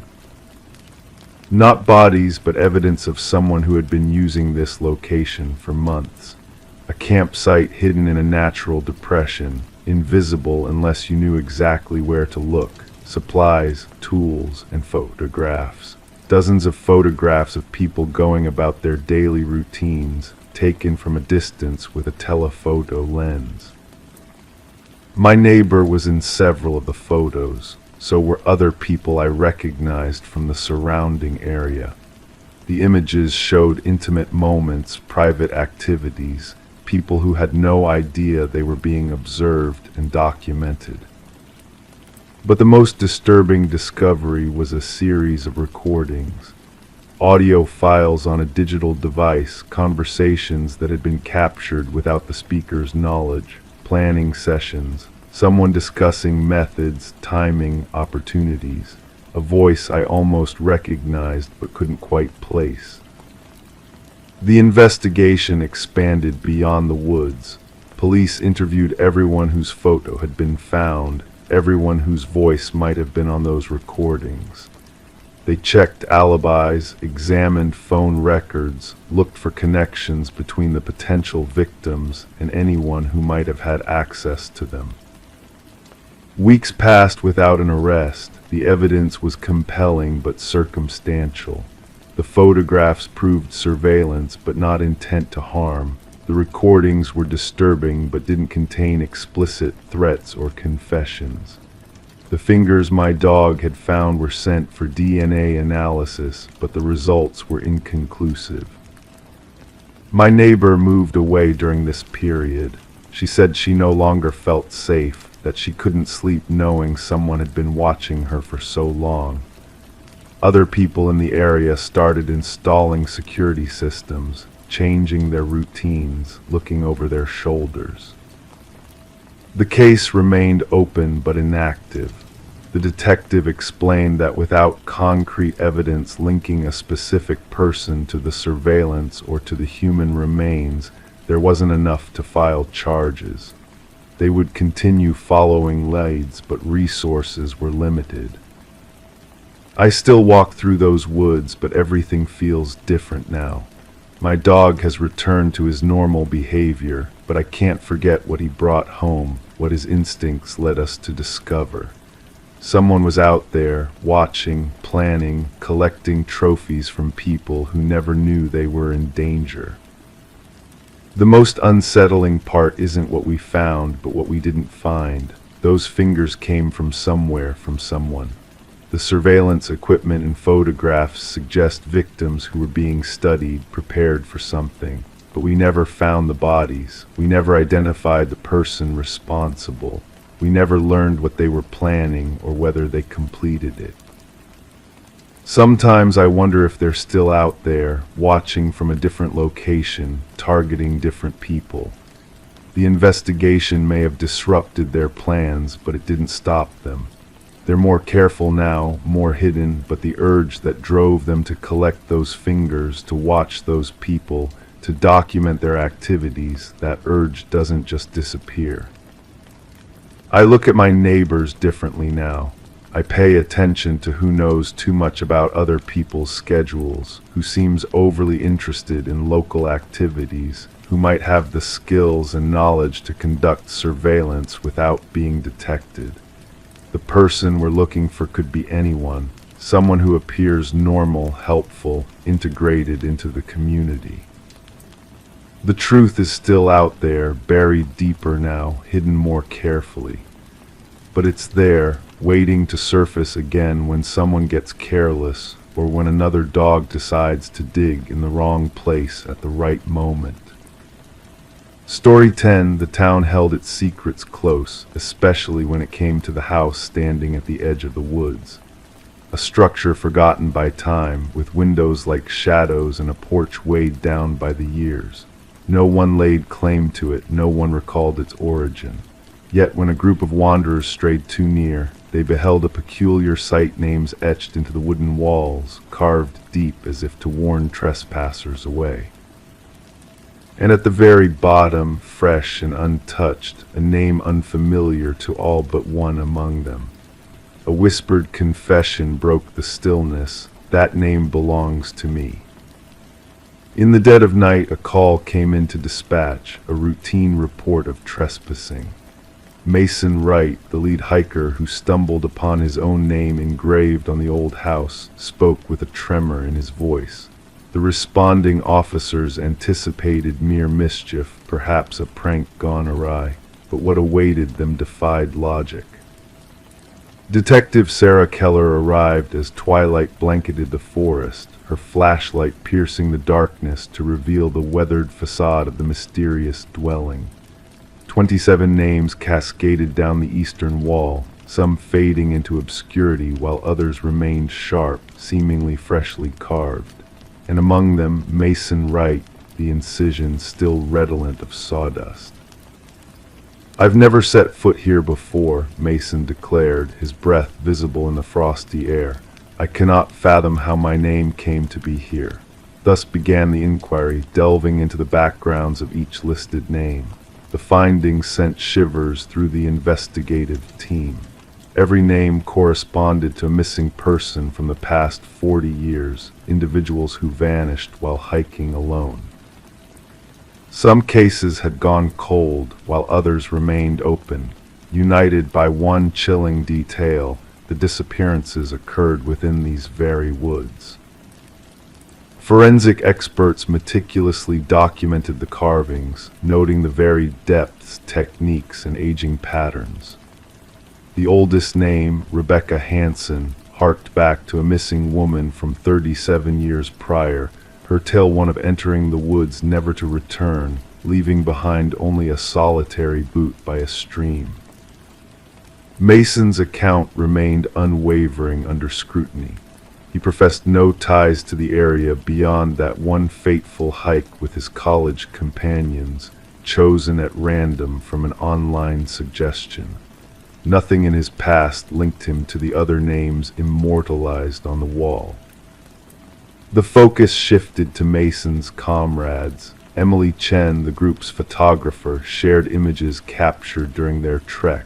Upon review, analysts discerned a disconcerting presence, a blurred figure resembling a slender man recurring in the background of multiple photos. "We encountered no one else on our journey," Emily maintained. "We would have remembered." Detective Keller directed a search of the house's interior, revealing an abandoned expanse shrouded in dust, save for a chilling discovery in the basement. Personal effects of the missing hikers were meticulously arranged on shelves: watches, backpacks, cameras, wallets, each labeled with a name matching those outside. Beneath ultraviolet light, traces of blood materialized on the concrete floor, remnants of attempts to erase the evidence. Although no bodies lurked beneath the structure, cadaver dogs signaled fervently towards the dense depths of the forest behind the house. As the investigation intensified, Mason Wright's demeanor grew increasingly erratic. He reported strange phenomena, whispers in the night, enigmatic footprints leading to his door but vanishing beyond, shadowy figures observing from afar. Protective measures were enacted, yet Mason's paranoia escalated unabated. A breakthrough arose with the unearthing of land records concealed in county archives. The property had once belonged to a recluse named Victor Blackwood, a hunter of elusive character who vanished 15 years prior, his disappearance uninvestigated. Armed with a warrant, Detective Keller expanded the search to the surrounding wilderness, uncovering a network of primitive hunting blinds strategically positioned along well-trodden paths. Within one such hideout, a journal emerged detailing meticulous observations of hikers, their movements, gear, and vulnerabilities. The script evolved from hunting wildlife to hunting humans, with intricate accounts of selecting and tracking each victim adorning the final pages. A manhunt ensued for Blackwood, spanning jurisdictions and employing advanced technology in the search. Yet the elusive hunter remained beyond reach. Mason ceased communication, his apartment deserted upon investigation, save for a chilling inscription freshly carved on his bedroom wall: "The hunter becomes the hunted." Weeks passed with no trace of Mason, until a startling revelation materialized during a secondary sweep of Blackwood's abode. Concealed within a hidden compartment in the basement, a workshop emerged, replete with woodworking tools, preservatives, and a freshly engraved wooden piece bearing a new name, the very name of the late forensic technician who had processed the initial investigation. The technician, unreachable due to feigned illness, had seemingly fallen prey to the mysterious forces at play. A vigilant watch yielded no results until sensors blared an alert one fateful night. Surveillance footage captured a figure emerging from the forest, towering and sinuous, advancing towards the house with an eerie poise. Tactical units closed in, only for the cameras to momentarily falter. Upon restoration, the figure had vanished into the night.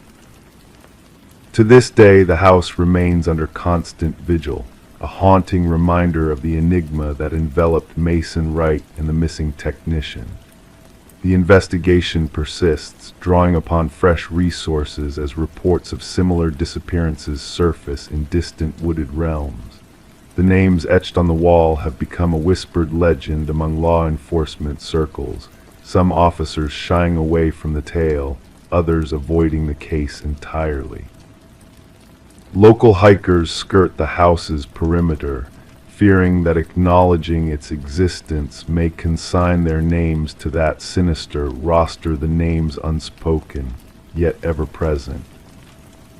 Story 11. In the quiet of a suburban neighborhood, a mysterious key arrived in the mail, wrapped in a plain envelope with no return address. It was a single brass key, weathered with the passage of time. The homeowner, Sarah Miller, didn't recognize it, but a strange sense of familiarity lingered as she held it in her hand. When Sarah tried the key in every lock she owned, not a single one turned. It didn't belong to her. Perplexed, she placed it on the coffee table, and in that moment the old grandfather clock in the hallway, long broken and silent, let out a single, hollow chime. A shiver ran down Sarah's spine. She reported the peculiar incident to the authorities, unsure of what to make of the enigmatic key. At first, the responding officer brushed off her concerns, attributing it to a simple mistake, but Sarah couldn't shake the feeling that something was amiss. The officer, to placate her, took the key as evidence, sealing it in a small evidence bag. The case file eventually landed on the desk of Detective Robert Harmon, a seasoned investigator with a knack for unraveling cases that transcended their seemingly innocuous beginnings. The brass key sat before him, unassuming yet unsettling in its silent presence. Background checks on Sarah revealed no red flags, no criminal history, no suspicious activities. She was a retired English teacher, a widow with grown children living far away. Everything about her seemed ordinary except for this inexplicable key. Forensic analysis turned up no fingerprints on the key apart from Sarah's own. The envelope yielded no clues either, just a generic postmark. The key itself, a standard Schlage, seemed unremarkable, yet it held a secret waiting to be uncovered. A breakthrough came when Detective Harmon decided to run the key's unique pattern through the department's database. Astonishingly, it matched a key from a cold case, 7 years prior, a case involving a storage unit filled with chilling evidence of unsolved crimes against women.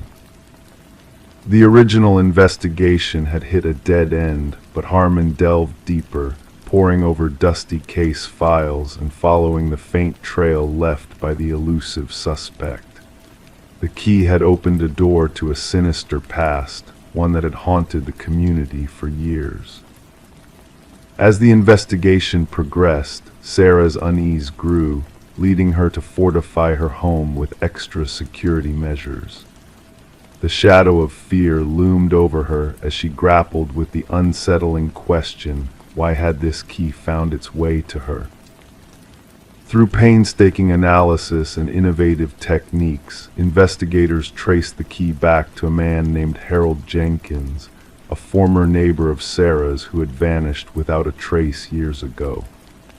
Jenkins, a man of secrets and shadows, had left behind a trail of darkness that only now was coming to light. The true horror unfolded when authorities uncovered a hidden room beneath the floorboards of a cabin linked to Jenkins. Inside were rows of brass keys, each one a grim memento of lives taken too soon. The keys bore names and dates, a chilling reminder of the victims' fates. A nationwide manhunt ensued as Jenkins, now known as the Keymaster, eluded capture, leaving a trail of terror in his wake. The community trembled at the revelation of evil lurking in their midst, hidden behind a facade of normalcy. In a final, harrowing confrontation, Jenkins met his end, leaving behind a journal detailing his heinous acts and a final message for Sarah, a haunting reminder of his twisted obsession with her. The investigation uncovered the extent of Jenkins' atrocities, bringing closure to families who had long awaited answers. Yet for Sarah, the scars of that brush with darkness ran deep, forever altering her sense of security and peace. The keys, silent witnesses to unspeakable horrors, now rest in an evidence locker, a grim reminder of the evil that can dwell behind a seemingly ordinary facade. And as the community grapples with the aftermath, researchers delve into Jenkins' psyche, seeking to prevent such tragedies from ever happening again. Story 12. She crossed the threshold, entering a forgotten realm where dust danced in the stagnant air, swirling in ethereal patterns. The abandoned house stood frozen in time, its peeling walls bearing witness to years of neglect, its furniture cloaked in ghostly sheets. Each step she took felt like a journey into a suspended moment, a dreamlike trance, with one enigmatic exception: the doors. Every door she opened, every handle she turned, led her back to the same room, the parlor where time seemed to stand still. No matter her path, no matter her choice, the destination remained unchanged. The only escape route was the one she had taken, yet when she turned to retrace her steps, the front door had vanished into thin air. The revelation of Morgan Pierce's lifeless form transformed the decaying Victorian from a mere local curiosity to a chilling crime scene. Detective Sarah Lynn stood at the threshold, observing as forensic specialists moved through the dim interior like phantoms in the night. The house had garnered a reputation among the townsfolk, a place where compasses spun wildly and whispers of unseen eyes watching lingered in the air. Now it held secrets far darker than the whispered tales of the past. The initial assessment suggests a time of death approximately 3 days ago, the medical examiner murmured, his words barely audible in the somber space. The cause appears to be asphyxiation. Morgan was discovered seated in an antique chair in the parlor, her posture serene, hands folded neatly in her lap as if awaiting an unseen guest. No signs of struggle marred the tranquil scene, no evidence of a violent encounter. The eerie stillness that cloaked the room unsettled even the most seasoned investigators. "Who first stumbled upon the body?" Lind inquired, her gaze shifting over her notes. "A real estate agent showing the property to prospective buyers," her partner replied. "They entered, caught sight of her figure, mistaking her for a trespasser until they drew near." The house had remained uninhabited since the passing of its previous owner, Eleanor Blackwood, nearly half a decade earlier. Legal disputes had left the property in a state of abandonment, unwanted, unsold, a forgotten relic save for the occasional vandal or thrill seeker. Morgan Pierce, a 26-year-old graduate student delving into architectural anomalies for her thesis, had been drawn to its enigmatic allure. Her friends spoke of her as meticulous, driven, captivated by spaces that defied conventional norms. Her roommate reported her missing 2 days prior, Lind mused. Morgan had mentioned investigating the house where the lost wander in her studies. The investigation unveiled a pattern of Morgan's visits to the house leading up to her demise. Entries in her journal chronicled peculiar acoustics, unexpected pockets of cold, and doors that defied logic reshaping reality with each opening. In her final entry, she spoke of bringing specialized equipment to capture what she termed spatial anomalies, equipment that remained conspicuously absent from the scene. The autopsy yielded a surprising revelation: traces of a rare alkaloid in Morgan's system, derived from a plant utilized in shamanic rituals. Though known to induce disorientation and vivid visions, the quantity detected was insufficient to be lethal. She wasn't one to partake in recreational substances, her boyfriend asserted during questioning. Morgan was meticulous in her research methods. Deliberately distorting her perception would have been inconceivable. Digital sleuthing unearthed fragments of erased messages on Morgan's phone, a clandestine dialogue with an individual sharing her fascination with the house, someone claiming to hold its mysteries close. Their exchanges grew increasingly intimate and enigmatic. The house retains memories of its past, one message cryptically revealed. It longs for someone to comprehend. The trail led detectives to Adam Reeves, an architectural historian engaged in correspondence with Morgan. His expertise in rare spatial phenomena had captivated her, their professional discourse evolving into a more personal connection. When questioned, Reeves expressed genuine sorrow at her untimely demise. "The house is renowned for its enigmatic allure," he explained. "The original architect wove optical illusions and false perspectives into its design, intending to bewilder and disorient. Morgan believed there was more to it, something transcendent of mere trickery." Yet Reeves possessed an alibi for the suspected time of death, his presence documented at a university seminar miles away. A breakthrough emerged from an unexpected source: the grandson of Alina Blackwood, now residing overseas. Contacted by investigators, he divulged a buried family secret spanning generations. "My grandmother wasn't the sole Blackwood to perish within those walls," he disclosed. "Others met their end in the parlor, serene in appearance. The family termed it the claiming." Provided with journals dating back decades, investigators unveiled a macabre legacy of deaths attributed to natural causes within the house. A secondary sweep of the premises exposed a concealed compartment behind the parlor hearth. Nestled within were Morgan's missing instruments and something more. An alcove housing artifacts from diverse indigenous cultures, arranged meticulously in a geometric formation. At its core sat a weathered figurine, representing a deity associated with liminal spaces, gateways between realms. Traces of the alkaloid matching Morgan's toxicology were found on the relics. The case took a sinister turn, with forensic analysis indicating an unidentified presence in the house at the time of Morgan's passing. Partial prints incongruent with hers or those of known visitors adorned doorknobs throughout the residence. 3 weeks into the inquiry, Adam Reeves was discovered lifeless in his dwelling.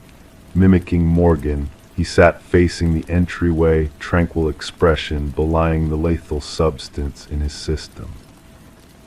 Clenched in his grasp was a key, unyielding to any lock in his abode, yet fitting seamlessly into the hidden alcove within the Victorian. In his final missive, addressed to himself as if preserving a testament, Reeves inscribed, "The house ensnares not the body, but the mind."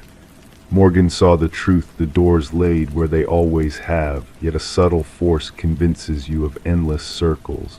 Once enlightenment dawns, departure is but a choice, yet by then, departure is the last desire. The case remains unresolved. catalogued as suspicious fatalities under scrutiny. The Victorian estate stands condemned, its access sealed by official decree. Whispers persist of spectral lights visible within its walls on certain moonlit nights, of visitors vanishing without a trace. Some locals maintain that the house claims those who delve too deeply into its enigmas. Others speculate that Morgan and Reeves unearthed an ancient force, transcendent of conventional reality. The veracity remains as elusive as an exit in a labyrinth where every portal leads back to the beginning. Story 13, The Nursery's Whisper. She had a desire to refresh the nursery before the baby's arrival, a sanctuary where stories lingered in the faded blue walls. As the white paint glided smoothly over the first coat, a hidden secret emerged, faint letters gradually coming into focus, forming a cryptic message beneath the surface. "Don't let it hear you." Her breath hitched in her throat as she took a step back, noticing something peculiar, tiny handprints imprinted in the fresh paint, positioned too high for any child's reach. This discovery within the nursery of the Morgan residence marked the inception of what investigators would later dub the Whispering House case. The young couple had acquired the Victorian-style home at a surprisingly low price, unaware of its shadowed past. Detective Sarah Klein arrived at the residence, her notebook at the ready. A woman, her pregnant belly prominent beneath paint-splattered overalls, answered the door, exhaustion evident in her eyes. She recounted finding the mysterious message and handprints, mentioning the sudden departure of the previous owners in the dead of night, leaving without a trace, only essentials packed in their car. Inside the historic home, Detective Klein's footsteps echoed on weathered floorboards as she entered the nursery, her gaze drawn to the partially painted wall. The hidden message lingered, a chilling reminder of the past. Beside it, 5 small handprints adorned the fresh paint, unsettlingly placed at the height of an adult's shoulders. Back at the precinct, Detective Klein delved into the property's records, unveiling a pattern of rapid turnovers and troubling child welfare reports linked to the house. Stories of children hearing whispers in the walls and feeling watched as they slept sent a shiver down her spine. Further investigation led her to Alina Blackwood, the original owner who had operated an orphanage on the premises, a woman with a dark history of missing children. Interviews with former residents unveiled a recurring theme of strange occurrences within the house, toys moving on their own, laughter echoing in empty corridors, and cryptic messages appearing on nursery walls. The handwriting matched that of Alina Blackwood, a disturbing connection spanning decades. The investigation took a sinister turn as ground-penetrating radar revealed anomalies beneath the basement floor. Breaking through the concrete exposed a grim truth: 5 sets of child-sized remains arranged in a circle, confirming the tragic fate of the missing orphans from Alina's era. Luminol sprayed in the nursery unveiled a haunting sight: countless handprints glowing in the darkness, a silent plea from the past. Alina's journals shed light on her twisted motives, believing in the energy of orphaned children and sealing them away to extend her own life. The case concluded with a proper burial for the victims, their names finally recognized as victims of murder. Despite justice being served, an eerie presence lingered in the house, reaching out through time and layers of paint. The nursery walls were demolished, yet workers reported hearing ghostly whispers amidst the debris, refusing to return after dark. The house remained vacant, a chilling reminder of the horrors concealed within its walls. Detective Klein closed the case, a photograph of luminol handprints serving as a solemn memento of the past, a reminder that some secrets are etched so deeply they transcend generations, leaving an indelible mark on the world. Story 14. The apartment had sat vacant, untouched by human presence for months before the new tenants arrived. Their expectations were modest: a layer of dust, perhaps some abandoned furniture to clear away. However, as they explored their new living space, they encountered a peculiar mystery that set their hearts aflutter. One door stubbornly resisted their efforts to open it, a closet tightly locked from the inside. After the landlord intervened and forced the door ajar, the tenants braced themselves for the mundane sight of old coats or forgotten items. Instead, they were met with a sight that sent shivers down their spines. The walls of the closet bore deep, jagged scratches etched into the wood with frantic desperation. In the corner lay an ancient flip phone, its battery long drained except for the eerie glow of a solitary, unread message that lingered on the screen. Detective Morgan Shaw had encountered her fair share of disturbing scenes over the course of her career, yet this particular discovery stirred a sense of unease deep within her. It wasn't the presence of blood or overt violence that unsettled her, but rather the haunting implications of those desperate scratch marks a silent testament to someone's harrowing struggle for freedom. "We need forensics on the scene immediately," she instructed her partner, Officer Reed, who diligently documented the haunting scratches, "and gather all information on the previous tenants." The cryptic message on the forgotten phone simply stated, "I know what you did." The jittery landlord, his palms perpetually damp with nervous energy, revealed that the previous tenant had vanished without a trace, abandoning their rent obligations. A quiet young woman kept to herself, left suddenly around 6 months ago, he divulged, his eyes skirting away from the closet, a shadow of fear in his gaze, never caused any trouble. Forensic analysis unveiled a chilling revelation: traces of multiple blood samples embedded within the etched scratches on the walls. Most matched a single individual, presumably the missing tenant, Emma Caldwell, a 28-year-old woman who had been reported missing when she inexplicably ceased her regular routines. However, 2 DNA samples stood out, one unidentified in the databases, and the other belonging to a man supposedly deceased for 2 years.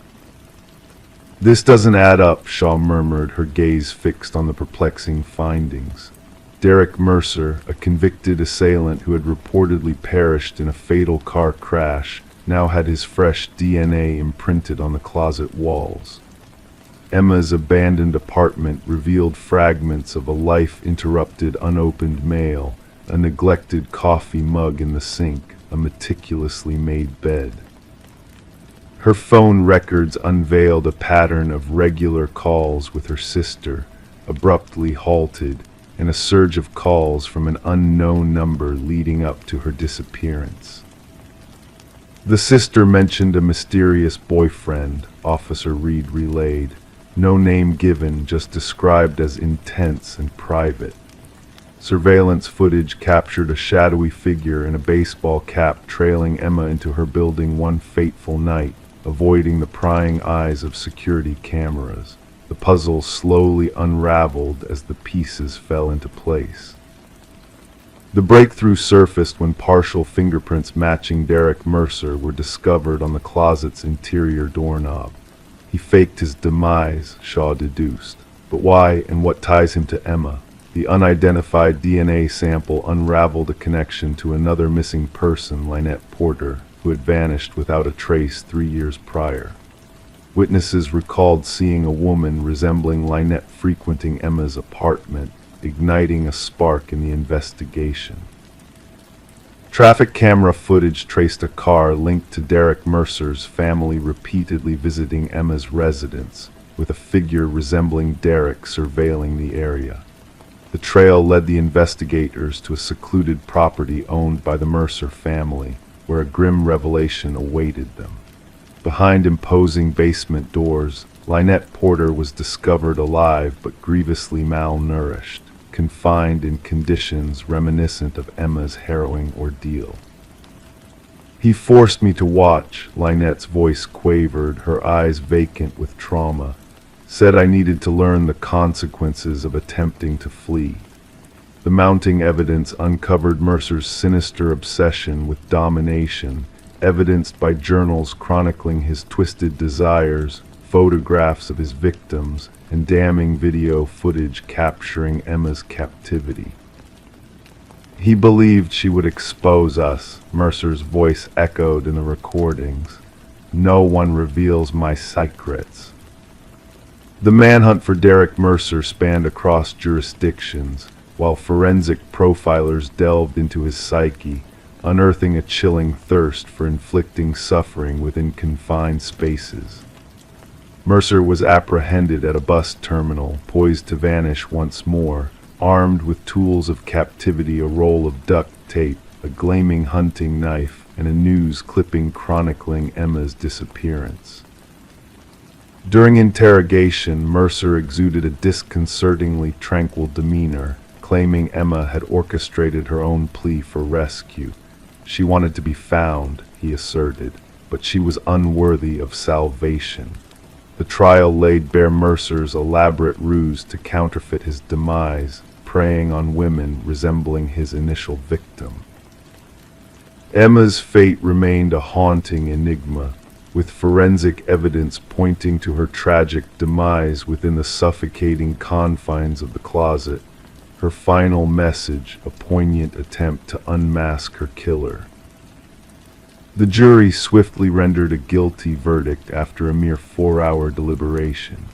As the judge pronounced a life sentence devoid of parole, Mercer's faint smile bespoke a twisted satisfaction known only to him. Lynette Porter, standing tall in the courtroom, delivered a poignant address. He entrapped us in darkness, for that's where his soul resides. But while he withers away in his cell, I shall bask in the light. The case catalyzed a paradigm shift in missing persons investigations, emphasizing scrutiny of relationship dynamics and thorough scrutiny of rental properties. Detective Shaw preserved the closet door from Emma's apartment as a somber memento, a stark reminder that the most harrowing crime scenes aren't always drenched in blood, but etched with the fervent marks of a soul fighting for survival. Story 15. In the hush of the night, a wooden plank betrayed its secret with a soft creak under her weight. It was a mere whisper of movement, but it captured her attention like a melody in the silence. She knelt down, her fingers tracing the outline of the loose board, sensing the void beneath. The floor, once seemingly solid, now harbored a hidden truth. With delicate precision, she pried up the boards, unveiling a dark, narrow cavity beneath the foundation of her new dwelling. At first, all she saw was shadows, dust dancing in the air, and intricate webs woven by unseen inhabitants. But as her eyes adjusted to the dimness, shapes began to emerge from the darkness. A mattress worn and weary, a solitary chair standing sentinel in the corner. And there in the shadows, a weathered notebook lay open, its pages filled with a repetition of her name etched over and over like a haunting refrain. Detective Morgan Reed lingered behind Sarah Coleman, a silent presence in the gloom as Sarah peered into the abyss beneath her home. The fear that flickered in Sarah's eyes spoke of a deeper disturbance than just the discovery of a concealed chamber. It was a violation of sanctuary, an intrusion of malevolence into what should have been a fresh beginning. "Don't disturb anything further," Detective Reed's voice cut through the stillness, steady and resolute. With a click, she ignited her flashlight, casting a beam that unveiled more of the hidden space. The walls, once cloaked in darkness, now stood exposed, adorned with a tapestry of surveillance photographs capturing Sarah's every move, her comings and goings, her interactions with the world. A shrine of obsession, meticulously crafted beneath the unsuspecting floorboards. Sarah had acquired the quaint cottage from the estate of an elderly recluse, Walter Green, a man who had departed this world without kin or companions. The property had languished unoccupied for months before Sarah's arrival, its past shrouded in silence. The real estate listing had painted a picture of charm and potential, omitting the shadowed secrets that lay beneath. "I never met him, the previous owner," Sarah murmured, her voice barely a whisper. The neighbors spoke of his reclusiveness. "I was told the basement was sealed off long ago. That's what the inspectors had said." As the crime scene investigators descended, their footsteps reverberating on the wooden planks, they set to work documenting every detail, sifting through the remnants of Walter Green's clandestine chamber. Forensic experts uncovered a tapestry of fingerprints, all bearing the mark of the deceased recluse. But what stirred unease in the hearts of the investigators was the timeline that emerged, a narrative woven from utility bills and dated photographs, a tale of Walter's silent vigil over Sarah spanning 3 years before his demise. He had shadowed her footsteps, infiltrated her world, existing on the periphery of her life, a phantom unnoticed by its muse. This fixation, it tends to escalate, the department psychologist mused during a somber debriefing. From fantasy to obsession, from obsession to action. The hidden chamber suggests a progression towards something more tangible, more dangerous. Detective Reed's inquiry took a twist when she unearthed a former colleague of Walter's from the maintenance department of a local shopping center. The man's demeanor was uneasy, his hands restless as they toyed with a wedding band. Walter spoke of her from time to time, he confessed, his voice tinged with guilt. Said she reminded him of someone else. "I thought it was harmless infatuation, the ramblings of an old man. I never dreamed," his words trailed off, lost in the weight of realization. "Did he ever speak of plans involving her?" Reed probed, her gaze unwavering. "Not plans, but he had this notion. He'd mumble about how she belonged with him. I dismissed it as idle chatter." With a warrant in hand, Reed delved into Walter's past, unlocking a mystery that lay hidden within a dusty locker at his workplace. A key, incongruous and out of place, led them to a storage unit registered in Walter's name. The metal door groaned as it rolled upwards, revealing a tableau of familiarity, a replica of Sarah's former life meticulously reconstructed. Her bed, her desk, her very essence mirrored in the sterile confines of the unit. A mannequin, its wig a mirror of Sarah's own, cast an eerie gaze across the room. But the calendar, marked with a date 1 week past Walter's sudden passing, bore witness to a chilling truth. The word together, scrawled in crimson ink, a testament to a delusion that transcended mortality. The investigation unearthed a past marred by obsession, a history of institutionalization for Walter Green, rooted in a fixation on a teacher that had spiraled into delusion. Released into the world, he had lived a quiet existence until Sarah's arrival reignited the embers of his dormant desires. At the precinct, Reed laid out the evidence like a macabre tapestry, a mosaic of Walter's unraveling psyche. In his mind, she was his destiny, his soulmate. He lived and died believing in a connection that never existed. Could she have unwittingly triggered this fixation? A voice queried, breaking the silence that enveloped the room. Reed's response was a somber shake of her head. Sometimes these obsessions require but a spark, a fleeting glance, a momentary interaction. For a man with his history, that was all it took. Sarah made the decision to sever ties with the house, to relinquish the shadows that clung to its walls. During the final walkthrough with her realtor, she stood amidst the echoes of her past, a shiver dancing down her spine. "I can't help but wonder what might have been had he not met his end when he did," she whispered, her words lost in the silence of the empty rooms. "How long would I have dwelled there, unaware of the eyes that watched, the heart that plotted beneath my feet?" With Walter's passing, the case was sealed, labeled as stalking with intent, though the shadows of abduction loomed large. Sarah sought solace in distance, in anonymity, reshaping her existence to evade the specter of the past. Detective Reed, a silent guardian in the shadows, kept a watchful eye from afar, a sentinel of protection in a world fraught with unseen perils. The cottage passed into new hands, oblivious to the secrets that lay dormant beneath its floors. The hidden chamber was sealed, its whispered secrets silenced by the weight of time. Life flowed onward, a river unbroken by the stones that had once disturbed its surface. Yet for those privy to the truth, the tale of the room beneath the floor lingered a haunting reminder of the shadows that lurked unseen, of the monsters that slumbered beneath the veneer of normalcy, and of the souls that danced on the precipice of oblivion, unaware of the abyss that yawned beneath their very steps.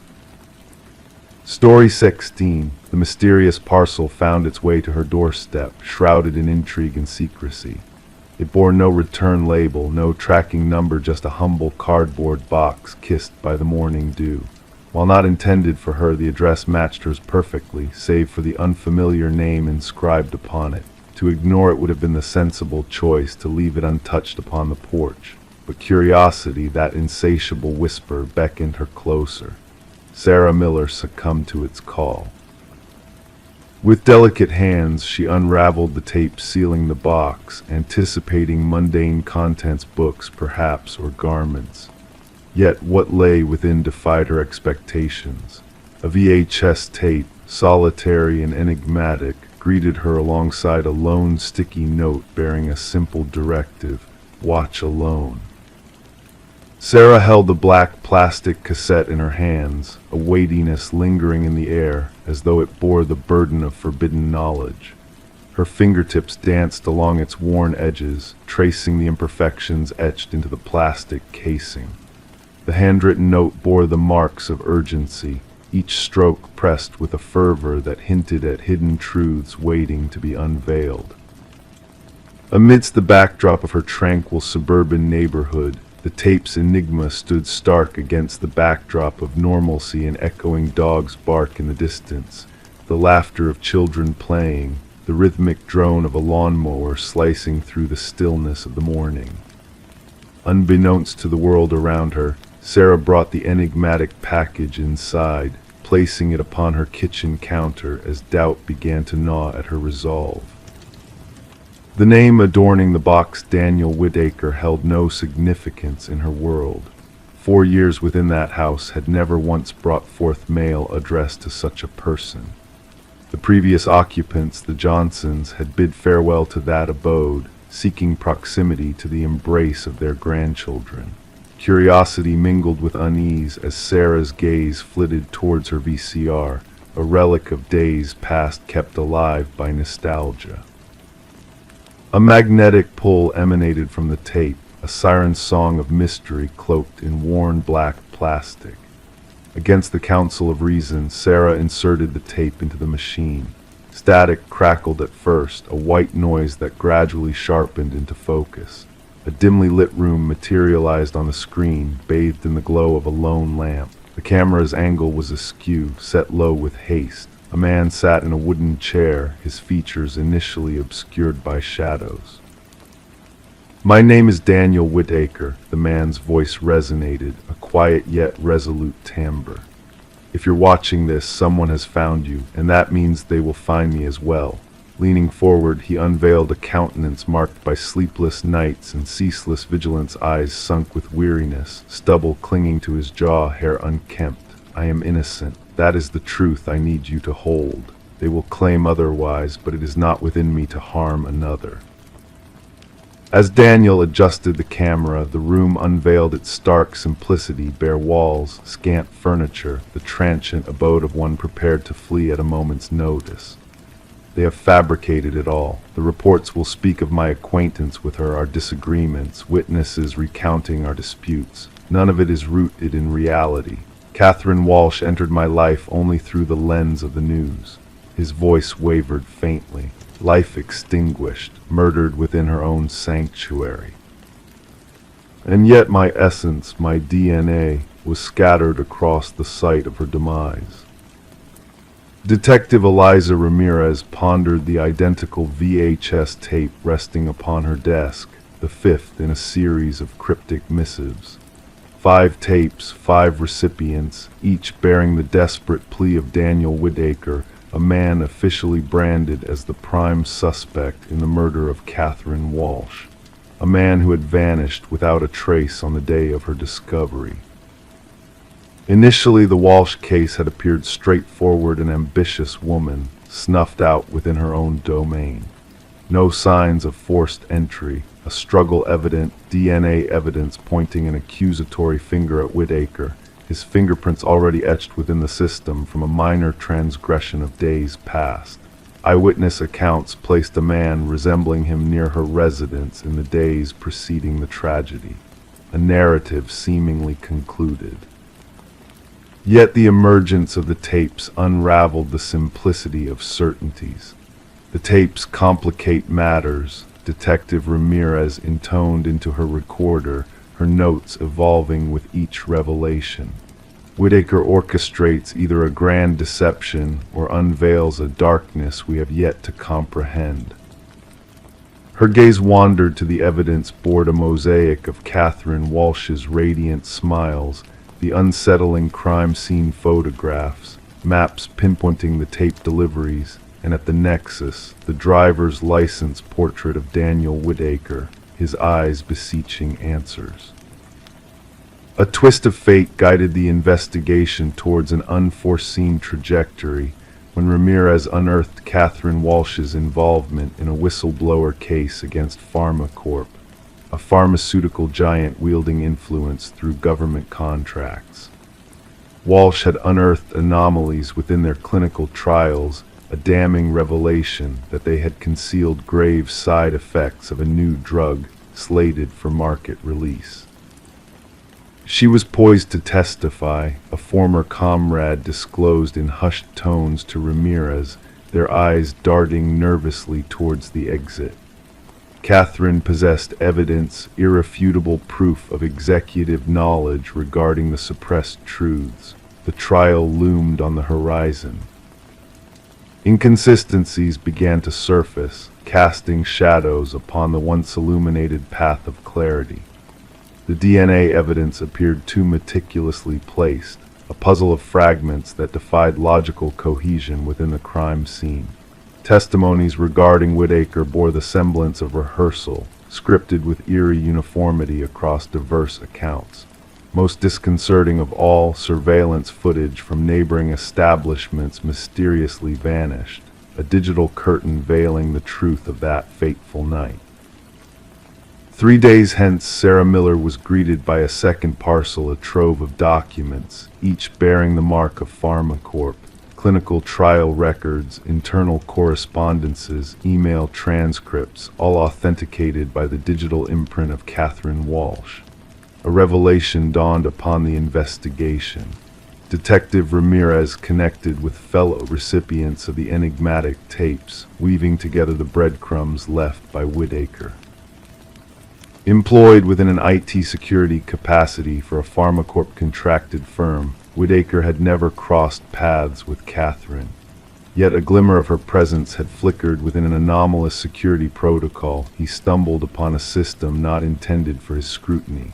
They monitored her, Whitaker divulged in a subsequent tape that surfaced. I glimpsed the directives of surveillance within the network. They were aware of her quest for evidence, and then my access was abruptly revoked. The following day she was slain, and I inexplicably emerged as the perpetrator.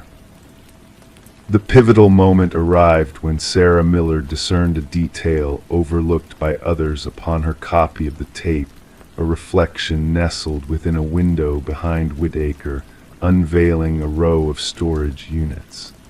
Collaborating with Detective Ramirez, they embarked upon a revelation.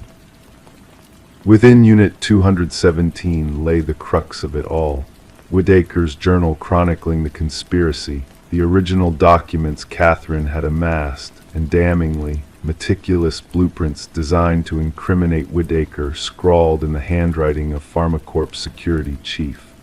a former law enforcement officer privy to evidence management protocols. Justice unfurled not with a dramatic apprehension, but with the steady accumulation of irrefutable evidence that defied denial. 3 executives faced indictment, the head of security conceding, opting to testify against his accomplices. The drug slated for market withdrawal, the truth heralded by the light of day. Daniel Whitaker emerged from the shadows, gaunt and transformed by the crucible of his fugitive existence. The charges against him were absolved, though the ordeal etched its mark upon his soul. A fleeting encounter transpired between Sarah Miller and the once accused as he retrieved his tape from her abode, where it had commenced its enigmatic journey. "Why me?" she inquired. "Why entrust it to my doorstep?" Weariness clouded his gaze as he regarded her. "The algorithm chose you. I required individuals devoid of connections to myself, or Catherine individuals beyond their watchful gaze. Souls who might harbor faith in their own discernment amidst the clamor of incrimination." The erstwhile suspect and the inadvertent witness stood in silence, contemplating the fragile boundary between justice and the artifice of truth. Sarah at length spoke her revelation. The erroneous address, it seems, was the precise one after all. The VHS tapes found sanctuary within the confines of evidence, tangible reminders that truth at times arrives cloaked in unfamiliar garb, bearing alien names, awaiting the curious gaze willing to delve beneath the surface. Story 17. The river flowed lazily that morning, its surface smooth as glass, undisturbed by even the slightest ripple. The fisherman, lost in his thoughts, barely registered the sight of a lone suitcase bobbing near the shore. At first glance, it seemed like a discarded heap of old garments, forgotten by the world. But as he approached, the pungent odor assaulted his senses, thick, suffocating, impossible to ignore. The suitcase was bound by chains, its metal edges tarnished by time and exposure to the elements. When the authorities pried it open, they were met not by clothes, but by a haunting sight. Strands of hair tangled within, fingers frozen in a silent plea, and at the bottom, a chilling message awaited them: "This isn't the first." Detective Sarah Mercer arrived at the scene, a delicate handkerchief pressed to her nose, her gaze sweeping over the grim tableau before her. The victim, a woman in her 30s, with dark locks now matted and pallid skin marred by the water's touch, lay before her. The medical examiner worked meticulously, cataloging every detail before the body was taken away. What struck Mercer most was not the brutality of the crime, but the eerie meticulousness with which the victim had been prepared: manicured nails, hair styled with care, clad in expensive attire. She was not simply disposed of here, Mercer observed quietly, watching the gentle lapping of the water against the muddy banks. She was arranged, showcased. The victim was soon identified as Catherine Walsh, a successful real estate agent renowned for her dealings in high-end properties. Divorced, childless, she led a solitary life in an affluent neighborhood. Colleagues spoke of her as driven, precise, and fiercely private. Her disappearance had raised alarms when she failed to show up for a crucial showing to potential wealthy buyers. She wouldn't have missed that appointment, her assistant insisted adamantly during questioning. That sale would have been her crowning achievement. As investigators delved into Walsh's sleek, modernist abode, they found everything in impeccable order, almost unnaturally so. Designer furniture meticulously arranged, not a speck of dust to be found. The fridge stocked with neatly labeled meals for each day, the closet housing clothes sorted by color and shoes shielded in protective sheaths. The anomaly lay in her home office, a single drawer slightly ajar.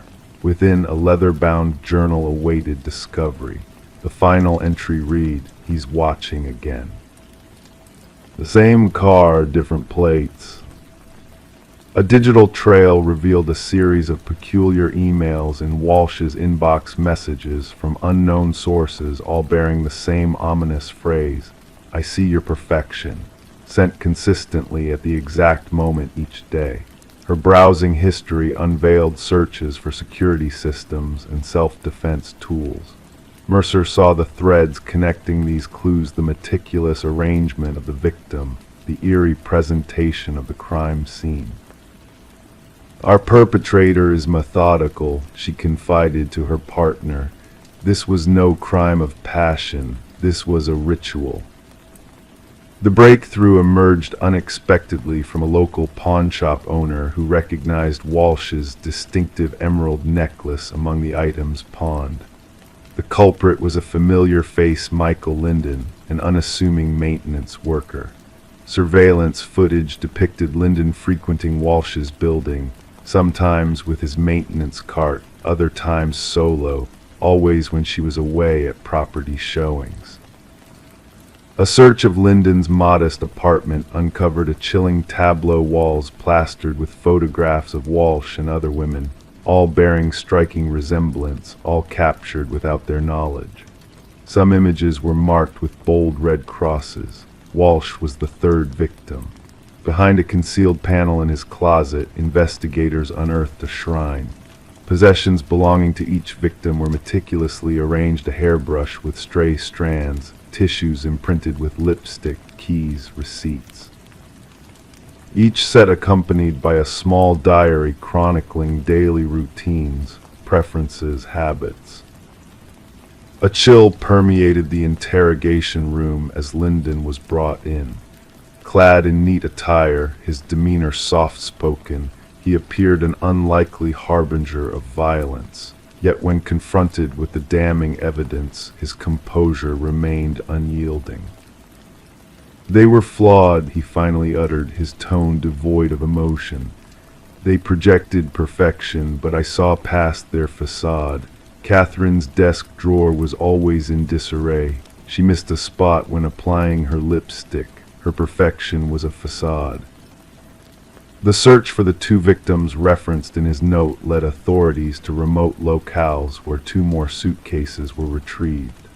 Inside lay women resembling Walsh, both real estate agents who touted their meticulous attention to detail.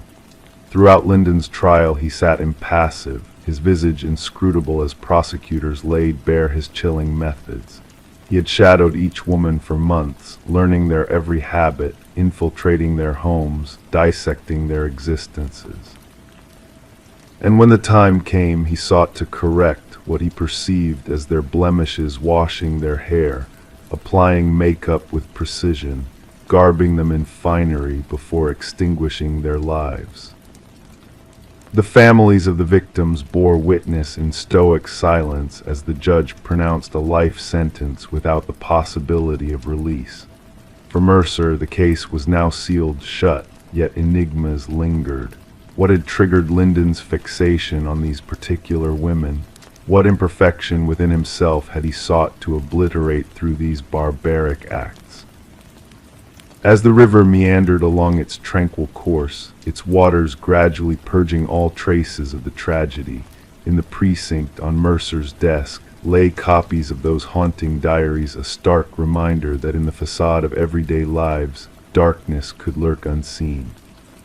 And sometimes the most perilous predators were those camouflaged by normalcy, biding their time, awaiting the revelation of a solitary flaw. Story 18. In the quiet stillness of the night, a tale whispered through the halls of a Victorian-era home. Michael and Sarah Klein embarked on a journey of discovery when they unraveled the mysteries hidden beneath layers of time. What began as a simple renovation project soon unearthed a story shrouded in darkness and intrigue. The peeling wallpaper, a facade of faded elegance, beckoned them to delve deeper. As the layers peeled away, a name emerged: Alina Winters, etched in ink like a haunting echo of the past. The walls bore witness to the repetition of her name, a desperate plea frozen in time. Alina Winters, a name unknown to the world they inhabited. Intrigued, Michael and Sarah delved into the shadows of the internet, only to stumble upon a single thread connecting them to a missing persons case from decades past. The pieces of the puzzle began to align, drawing them into a web of secrets that intertwined the present with a ghostly past. Margaret Cavendish, the enigmatic woman who had passed the keys to their new abode, held a striking resemblance to the missing Alina Winters. The lines between reality and illusion blurred as they uncovered the threads that tied these two women together in a tragic dance of fate. Their quaint home, with its ornate woodwork and whispered secrets, became a stage for a chilling revelation. The walls, once silent witnesses, now bore the weight of a hidden truth. Alina's name, scrawled in desperation, whispered of a story untold, a story that demanded to be heard. As Michael and Sarah delved deeper into the mystery, the boundaries between past and present blurred. A cold case thawed under the heat of their relentless pursuit of truth. The missing pieces of Alina's life began to surface, painting a portrait of a woman lost to the shadows of time. The discovery of a hidden space beneath the floorboards unraveled another layer of the mystery. Identification cards bearing different names, each a facet of a fractured identity, cast a shadow of doubt over the reality they thought they knew. Margaret Cavendish, a phantom in the night, slipped through their fingers like sand, leaving behind only whispers of her existence. But it was the revelation of a fragmented mind that sent shivers down their spines. Rebecca Eldridge, a name buried in the depths of the past, emerged as the orchestrator of a twisted tale of identity and obsession. Alina's story intertwined with Rebecca's, weaving a tapestry of deceit and delusion that spanned decades. The walls, once silent witnesses, now bore the weight of a confession etched in ink and blood. Alina's remains, unearthed from the depths of the earth, bore silent testimony to a tragedy long forgotten. Rebecca's fractured mind, a labyrinth of alternate identities, crumbled under the weight of her guilt. As the truth unraveled, Michael and Sarah stood on the threshold of a nightmare made real. The house they had once called home now stood as a monument to a tragedy centuries old. The walls, once a canvas for whispered secrets, now bore the scars of a crime unsolved, a crime that echoed through the corridors of time. In the hush of the night, as the stars blinked overhead, a house stood silent, its walls holding the echoes of a tale long buried. And as sleep claimed them, the whispers of the past wove a lullaby of mystery and sorrow, guiding them into dreams haunted by the shadows of a forgotten past. Story 19. The calf became his sanctuary, a place of solace within the bustling city, his presence as consistent as the morning sun. Each day he would occupy the same corner table, order the same black coffee, and envelop himself in a cocoon of silence. The barista recognized his face, but his name remained a mystery to all. Then one fateful day he failed to materialize. Concern rippled through the regular patrons. When the authorities investigated his customary spot, they uncovered a solitary wallet left behind. Within its confines lay a driver's license bearing a face familiar to all, yet a name that existed only in the void, a ghostly absence where identity should dwell. Detective Sarah Mercer delved into the enigma, her quest for truth unfolding like a delicate dance of shadows in the moonlight. The figure known as John Doe, captured in the surveillance footage, exuded an air of ordinary anonymity. Clad in a nondescript navy coat, carrying a weathered messenger bag, he blended seamlessly into the background until he vanished into thin air. Mercer, with a furrowed brow and eyes alight with curiosity, scrutinized the footage with unwavering intensity. The disappearance of this spectral figure defied reason. slipping through the cracks of understanding like grains of sand in an hourglass. The investigation led Mercer down labyrinthine paths of intrigue, each twist and turn unraveling the fabric of reality as she knew it. The wallet, a vessel of secrets, revealed no concrete identity, only echoes of a life lived in shadows. Blank spaces mocked the conventional order of things, while cryptic clues tantalized her investigative instincts. A lone business card bearing a spectral phone number whispered of connections lost in the mists of time. The cafe buzzed with rumors and speculations, its walls steeped in the residue of a mystery that defied explanation. The barista's recollections painted a portrait of a man shrouded in enigma, a solitary figure lost in introspection. The notebook left behind, a cryptic tome of symbols and sketches, held the key to a puzzle that eluded even the most seasoned minds. Mercer's team toiled tirelessly, attempting to decipher the arcane language that filled its pages, only to be met with a wall of incomprehension. As Mercer delved deeper into the mystery, she unearthed a peculiar anomaly in the fabric of reality, a fleeting distortion in the tapestry of time. The cafe, a nexus of intersecting realities, bore witness to events beyond mortal comprehension. A mirror, ancient and inscrutable, stood sentinel between worlds, its surface a gateway to realms unseen. The revelation of hidden chambers behind the mirror unveiled a trove of secrets long forgotten. Identical wallets, each a vessel of lost identities, whispered of echoes from a past long erased. The leather-bound journal, a chronicle of temporal experiments and identity transference, spoke of a man lost in the maelstrom of his own creation. Margaret Keller, a harbinger of twilight truths, shed light on the enigma of John Doe, a brilliant mind lost to the annals of time. Daniel Weston, a theoretical physicist on the cusp of unlocking the mysteries of parallel realities, had vanished into the abyss of his own creation. The cafe, a convergence point of infinite possibilities, stood as a testament to his legacy. The final revelation came in a moment of clarity, a glimpse into the fractured mirror of existence.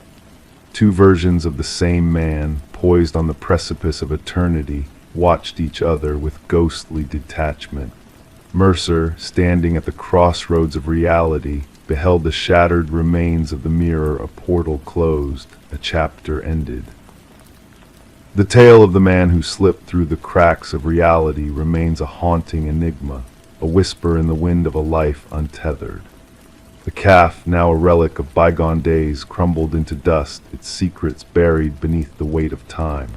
Daniel Weston's fate, a mystery lost to the annals of history, echoes faintly in the corridors of memory. And Detective Mercer, a seeker of truth in a world of shadows, lingers on the threshold of understanding, her gaze fixed on the fractured mirror of eternity. Story 20. The old Polaroid held secrets of the past, a snapshot frozen in time, capturing a forgotten birthday celebration. Among the smiling faces and flickering candles, there was something unsettling. A mysterious figure lingered in the background, lurking just outside the warmth of the family gathering. He was a man unknown to anyone in the photograph, a shadowy presence growing closer with each passing image. Sarah Winters stumbled upon the box of old memories while clearing out her late mother's attic. The faded photographs, neatly stored in a cardboard box labeled Memories, revealed glimpses of happier times from her childhood. But what should have brought comfort soon turned into a haunting enigma. In the first photo, he was barely noticeable, a dark silhouette on the periphery during Sarah's 7th birthday party. By the next photo, he had moved closer, his presence felt but unnoticed by the oblivious party-goers. With each subsequent picture, the figure crept closer, standing ominously behind family members, his intentions shrouded in mystery. Disturbed by the discovery, Sarah reached out to her father, seeking answers, but his response was a mix of confusion and denial, insisting that no stranger should have been present in those cherished memories. Desperate for clarity, she sought the help of Detective Marcus Reed, a seasoned investigator with a keen eye for unraveling mysteries. Spread across the detective's desk, the photographs painted a chilling progression of the unknown man's movements through the family gatherings. Each image revealed his calculated approach, inching towards the unsuspecting children, including a young Sarah herself. Despite thorough investigations and interviews with attendees, no one could recall the man's presence, raising more questions than answers. As the case unfolded, Sarah discovered more photos from different occasions, all with the same shadowy figure lurking in the background. With the help of technology, the images were enhanced, revealing subtle details that led to a breakthrough. Dental records linked the mysterious man to Robert Keller, a long-missing maintenance worker connected to unsolved child abductions in the area. Further searches unearthed chilling evidence buried beneath Keller's former residence, tying him to the disappearances that had haunted families for decades. The revelation brought closure to some, yet it also unearthed a dark truth hidden within the innocent snapshots of family gatherings.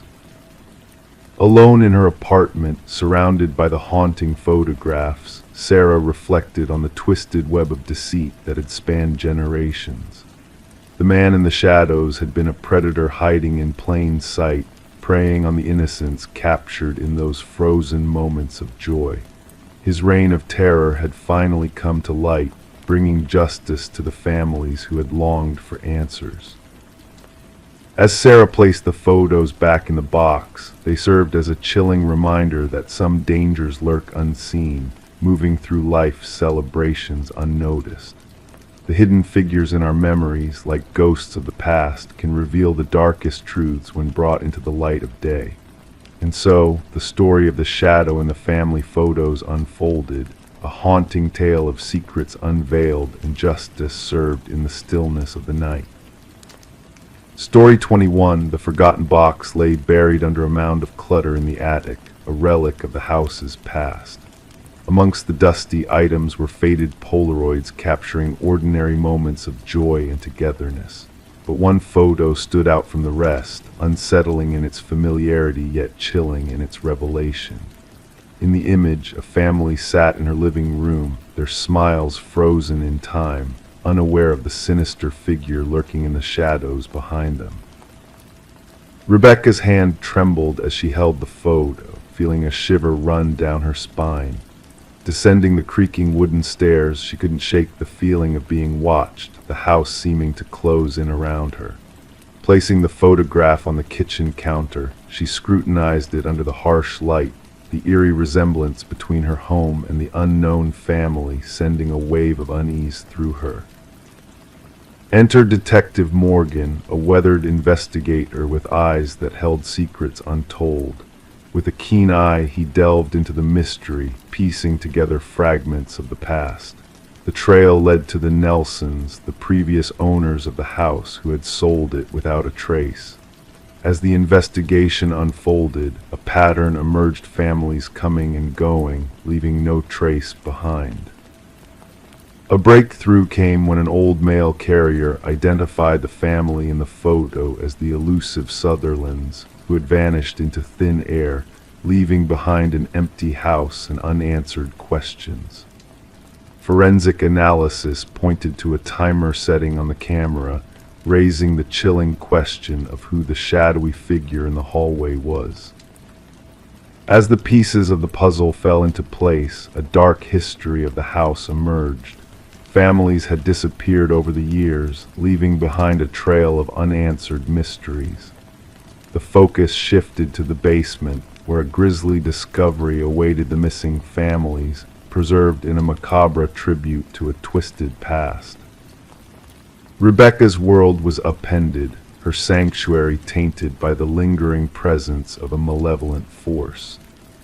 The investigation unearthed a hidden crawlspace in the attic, revealing a chilling journal documenting the lives of those who had lived in the house before her, culminating in a haunting message hinting at a dark fate awaiting her. Seeking refuge in a hotel under police protection, Rebecca's peace was shattered by a late-night call, the ominous sound of breathing on the other end sending chills down her spine. The unfolding mystery of the house continued to baffle investigators, with the enigmatic figure of Samuel Whitfield at its center, his presence looming over the darkened corridors of the empty house. As the truth remained elusive, whispers of a spectral presence haunted those who dared to delve into the secrets of the past. The legacy of the house endured, a chilling reminder of the unknown forces that lurked in the shadows, waiting to claim their next victim. In the darkness, new photographs developed, capturing unsuspecting families in a web of malevolent intrigue.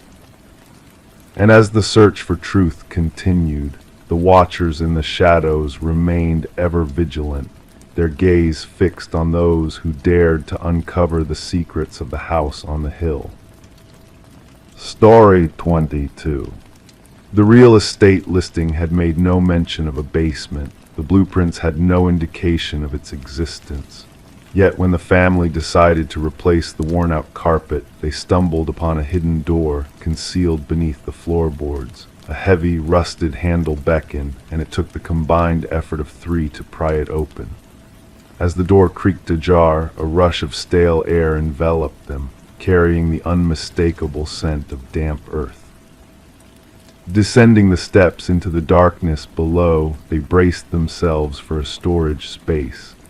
What they discovered, however, was far from ordinary. In the dim light, a solitary chair stood beneath a swaying light bulb that cast eerie shadows across the walls. And there, mounted behind the chair, was a chilling display, a series of photographs capturing moments from their own lives. The Mercer family had moved into the suburban dwelling during a cold winter, drawn to its character and history. Little did they know the depths of history hidden within its walls, waiting to entwine with their present. Detective Sarah Connors arrived at the scene with her partner, the crime scene unit already at work, securing the area with fluttering yellow tape. Mrs. Mercer's frantic call had described the unsettling find beneath their home, prompting Connors to order a thorough documentation of the mysterious basement. The forensic team's camera flashes pierced the darkness, illuminating the small, concrete space with its bolted chair and chilling display of personal photographs. Despite meticulous investigation, there were no signs of forced entry, no evidence of theft. Privacy had been invaded, safety shattered. The trail led to previous owners of the property, each staying briefly before selling at discounted prices, none mentioning the hidden basement. Interviews with past residents unveiled a disturbing pattern of secrecy surrounding the property's history. Blueprints altered, permits withdrawn, records redacted, clues pointing to something sinister lurking within the house's walls. A breakthrough emerged when a contractor who had renovated the house years earlier denied the existence of the basement, his demeanor fraught with fear. Digital forensics unearthed a trove of images and audio recordings, capturing intimate moments of families who had dwelled within the house, all surreptitiously observed by an unseen presence. The discovery of a hidden monitoring station, a journal filled with chilling observations, and the revelation of Edward Kelvin, the house's builder, painted a disturbing picture of prolonged surveillance. Kelvin, believed to have perished during construction, had in fact burrowed into the house's structure, crafting a web of hidden passages and observation points. His delusions of ownership over the families he watched revealed a mind consumed by an obsessive need to document their lives. The manhunt culminated in Kelvin's discovery, a spectral figure haunting the hidden recesses of the house he considered his domain. His detached demeanor during interrogation hinted at a fractured psyche, where reality blurred with illusion and boundaries between observer and observed dissolved. The Mercer family, like those before them, fled the property, leaving behind a legacy of intrusion and violation. Kelvin's trial exposed the extent of his voyeuristic network, a house designed not just for living, but for relentless surveillance. As the property was razed to the ground, memories of whispered conversations, stolen glances, and uninvited presence lingered in the minds of those who had called it home. The chilling realization that their most private moments had been catalogued by a phantom observer left them questioning the sanctity of their surroundings, forever haunted by the invisible eyes that had watched unseen from within the walls. Story 23. In the quiet of the night, a flicker danced across the baby monitor's screen, a mere glitch in the digital feed. The mother, Rebecca, glanced at it briefly, brushing it off as mere interference. But then the audio crackled, a static whisper cutting through the silence. SHHH, go back to sleep. A chill crept down her spine, her heart skipping a beat. With a sense of urgency, Rebecca hurried to her son Samuel's room, her footsteps echoing in the hallway. Panic gripped her as she reached the crib, only to find it empty. The room was undisturbed, the window sealed shut, the door securely locked. The only anomaly was the stuffed rabbit lying on the floor, its dark eyes staring up at her, seemingly knowing more than it should. In a frenzy of fear and despair, Rebecca's screams pierced the night, a raw expression of a mother's worst nightmare come to life. The neighbors, startled by her cries, dialed emergency services, summoning help to the scene of a mother's anguish. When the authorities arrived, they found Rebecca on the nursery floor, clutching the stuffed rabbit, her eyes wide with disbelief. Samuel, just 4 months old, had vanished without a trace, leaving behind a void in their lives that no one could fill. The investigation that followed was shrouded in mystery. No signs of forced entry marred the home, the security system standing vigilant through the night. The baby monitor footage revealed only the eerie voice and static, a clue that led nowhere but to more questions. Suspicion turned to Rebecca herself. Her husband Daniel had been away on business, their strained marriage casting shadows of doubt. Rebecca's battle with postpartum depression raised eyebrows, her composed demeanor in the face of tragedy unsettling to those watching. Then a glimmer of hope, a breakthrough in the form of microscopic fibers discovered on the nursery windowsill. Fibers belonging to a rare climbing rope not of their home. The investigation pivoted towards an intruder skilled in the art of stealth. As the pieces of the puzzle slowly fell into place, Daniel returned to a home consumed by grief and suspicion. His hands bore telltale signs of a hidden pastime, rock climbing, a hobby he had taken up in secret to escape the pressures of his reality. Financial records painted a damning portrait, revealing a life insurance policy taken out on Samuel, a trail of calls leading to an unknown number. The shadows of Daniel's deception deepened as a second family came to light, hidden away in another community. The truth unraveled like a thread pulled taut. The baby monitor, once a source of fear, became a beacon of light in the darkness. Digital forensics uncovered a web of deceit, leading investigators to a basement where Samuel was found, tended to by a woman named Elaine. Elaine's vacant eyes held a story untold, a tale of loss and longing twisted into obsession. Through a web of past connections, Elaine and Daniels planned to claim what they believed was rightfully theirs came to light, a plan that shattered lives and innocence in its wake.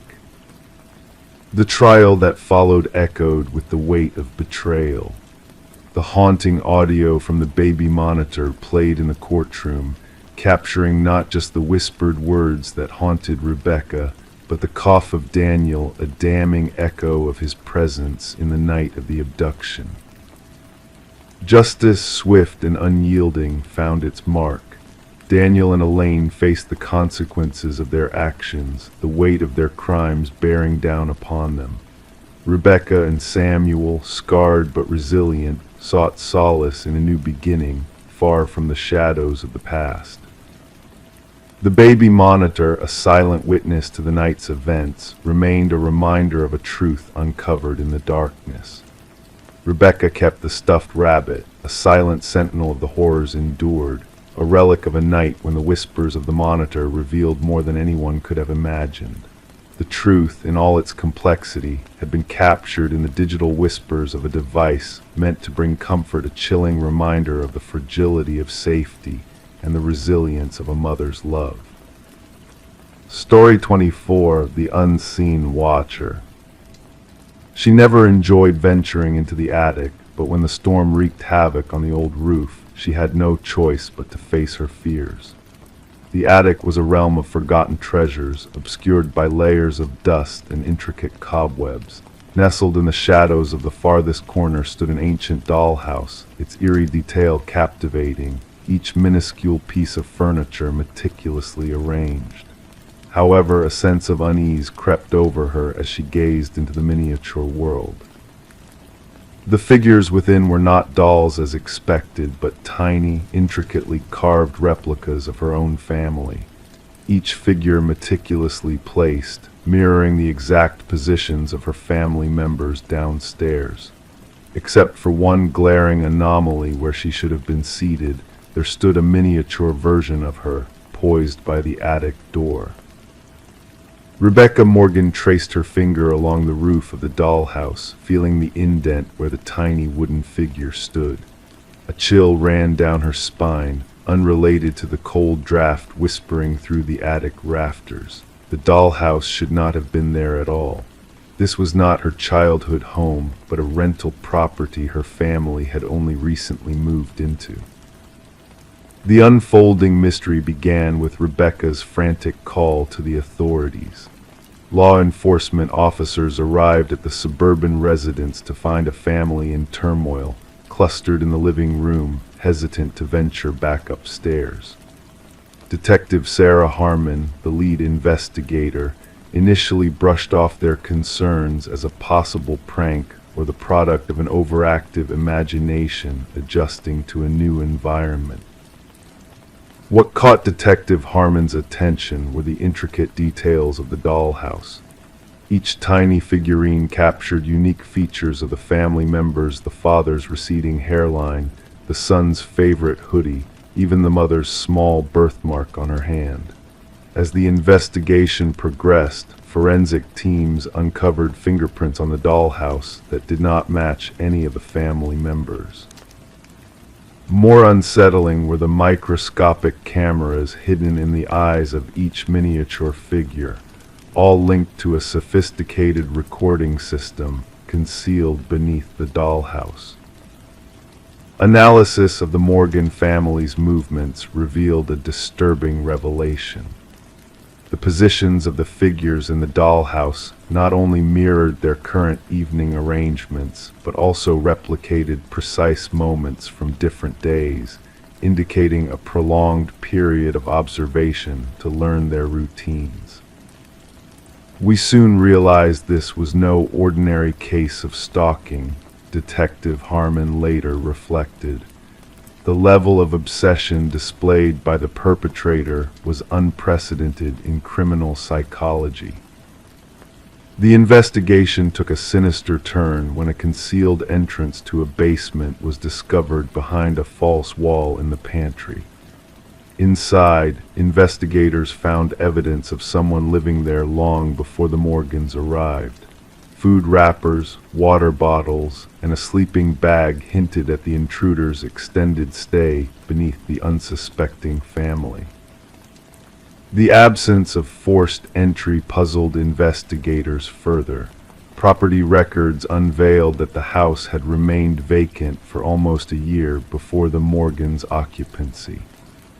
The previous elderly owners had passed away within months of each other, leaving their son to handle the property's sale and subsequent rental. Neighbors provided little insight, with only one elderly resident recalling sporadic lights in the house during its unoccupied period, a detail previously dismissed as real estate activities. A breakthrough emerged through digital forensics, tracing the surveillance system's data transmission to an apartment across town.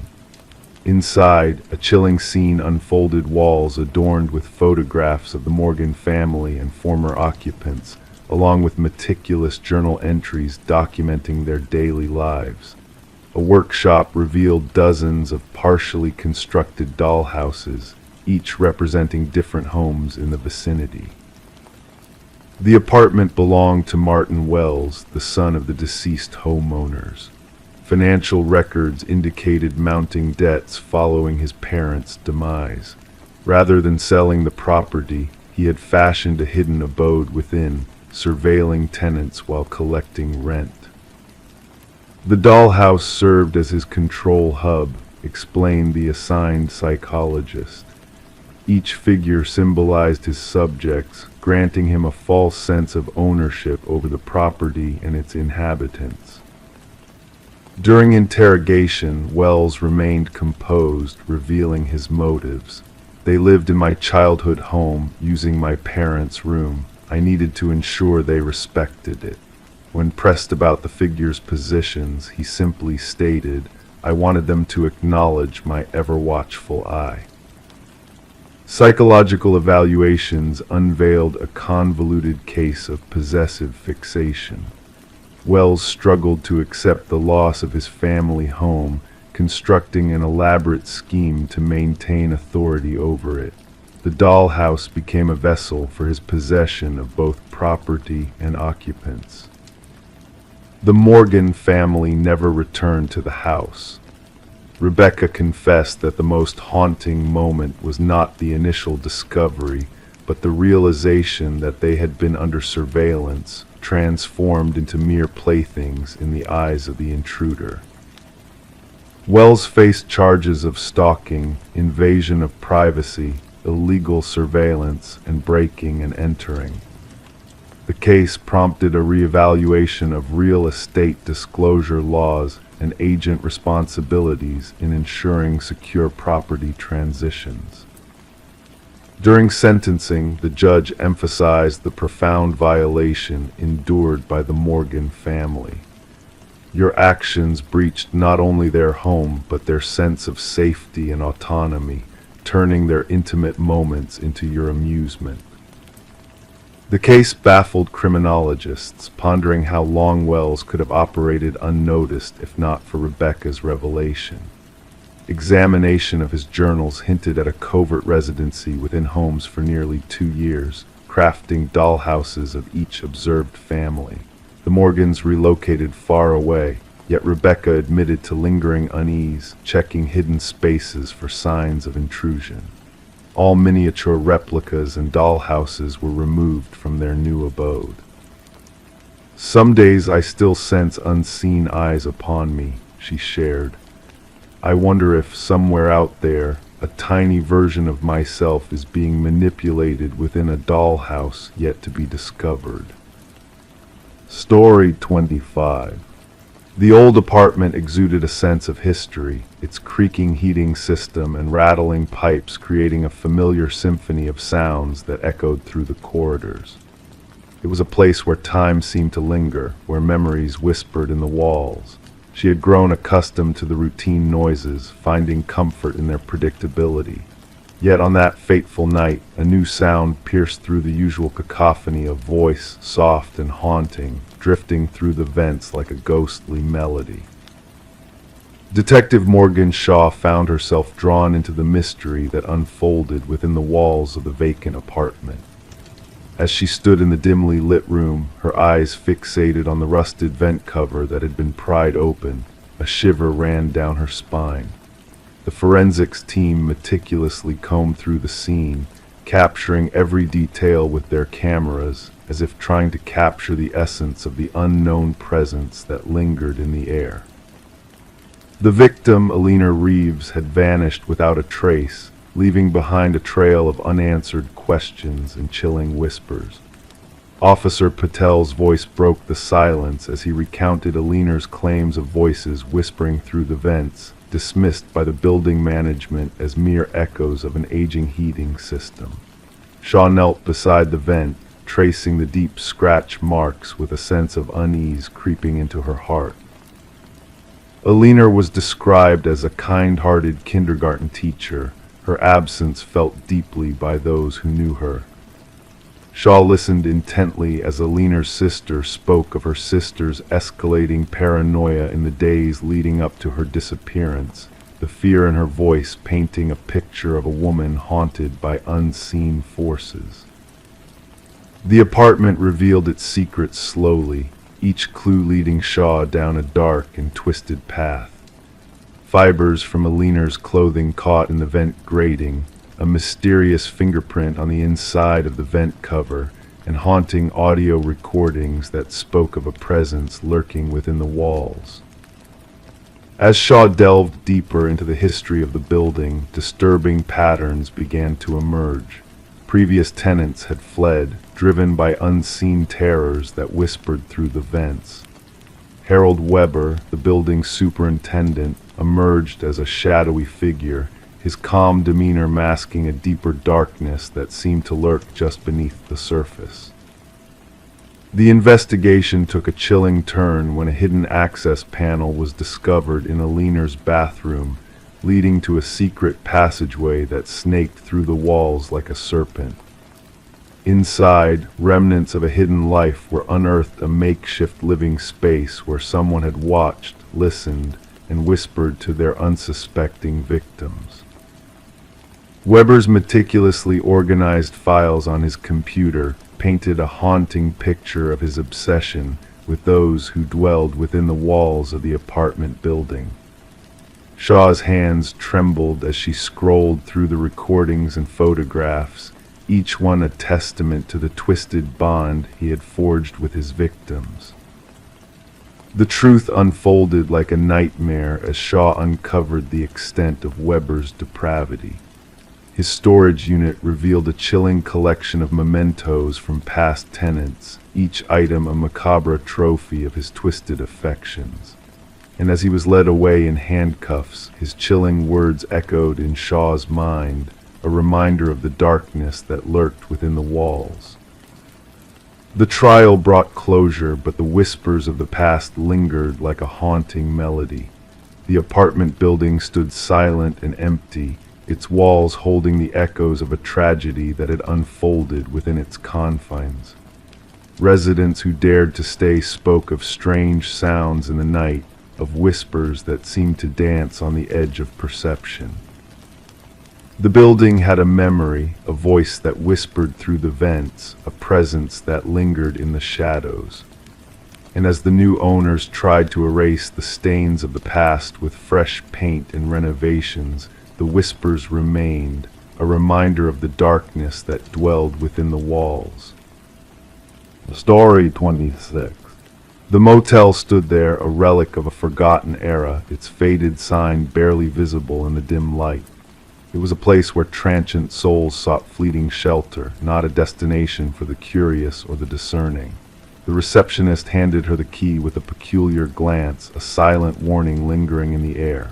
"Just avoid the last door on the left," he murmured cryptically, his voice barely above a whisper. Intrigue sparked within her, a flicker of curiosity that refused to be extinguished. That night a hush settled over the worn corridors as she navigated her way through shadows cast by flickering lights.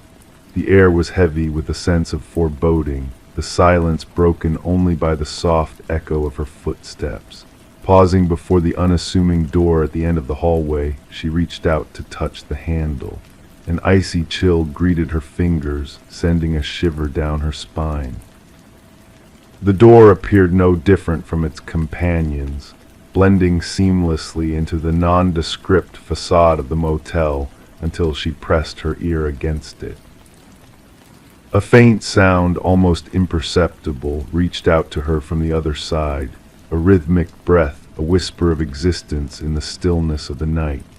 Detective Morgan Reed, with weariness etched into the lines of her face, ducked under the yellow tape marking the threshold of a grim tableau. The scent of copper lingered in the air, a metallic tang that spoke of violence and finality. Blood had stained the carpet, a stark contrast against the faded floral pattern, a stark testimony to the tragedy that had unfolded within those walls.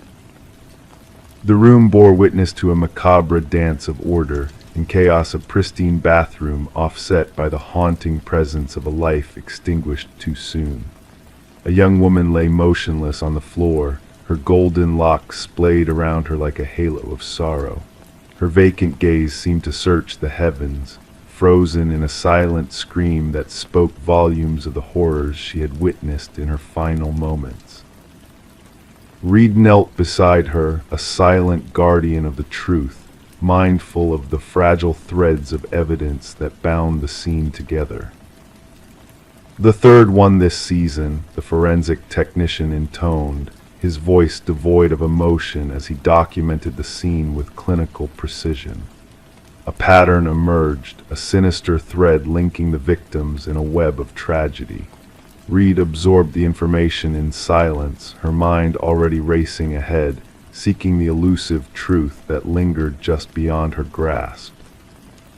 The hotel manager, a specter of guilt and fear, hovered on the periphery, his words fraught with regret and disbelief.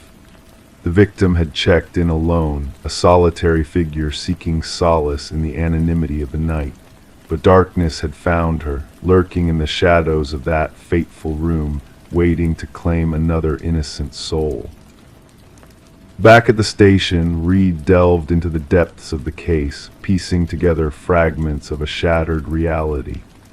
3 women, their lives extinguished in a cruel twist of fate, their stories intertwined by a thread of malevolence. The press clamored for answers, the public thirsting for justice in a world tainted by darkness. "The autopsy results are in," Detective Hayes announced, his voice a somber echo in the quiet room. Reed accepted the folder with a heavy heart, knowing that the truth it held would only deepen the shadows that loomed over their investigation. Death by strangulation, a brutal end to a life filled with untold potential.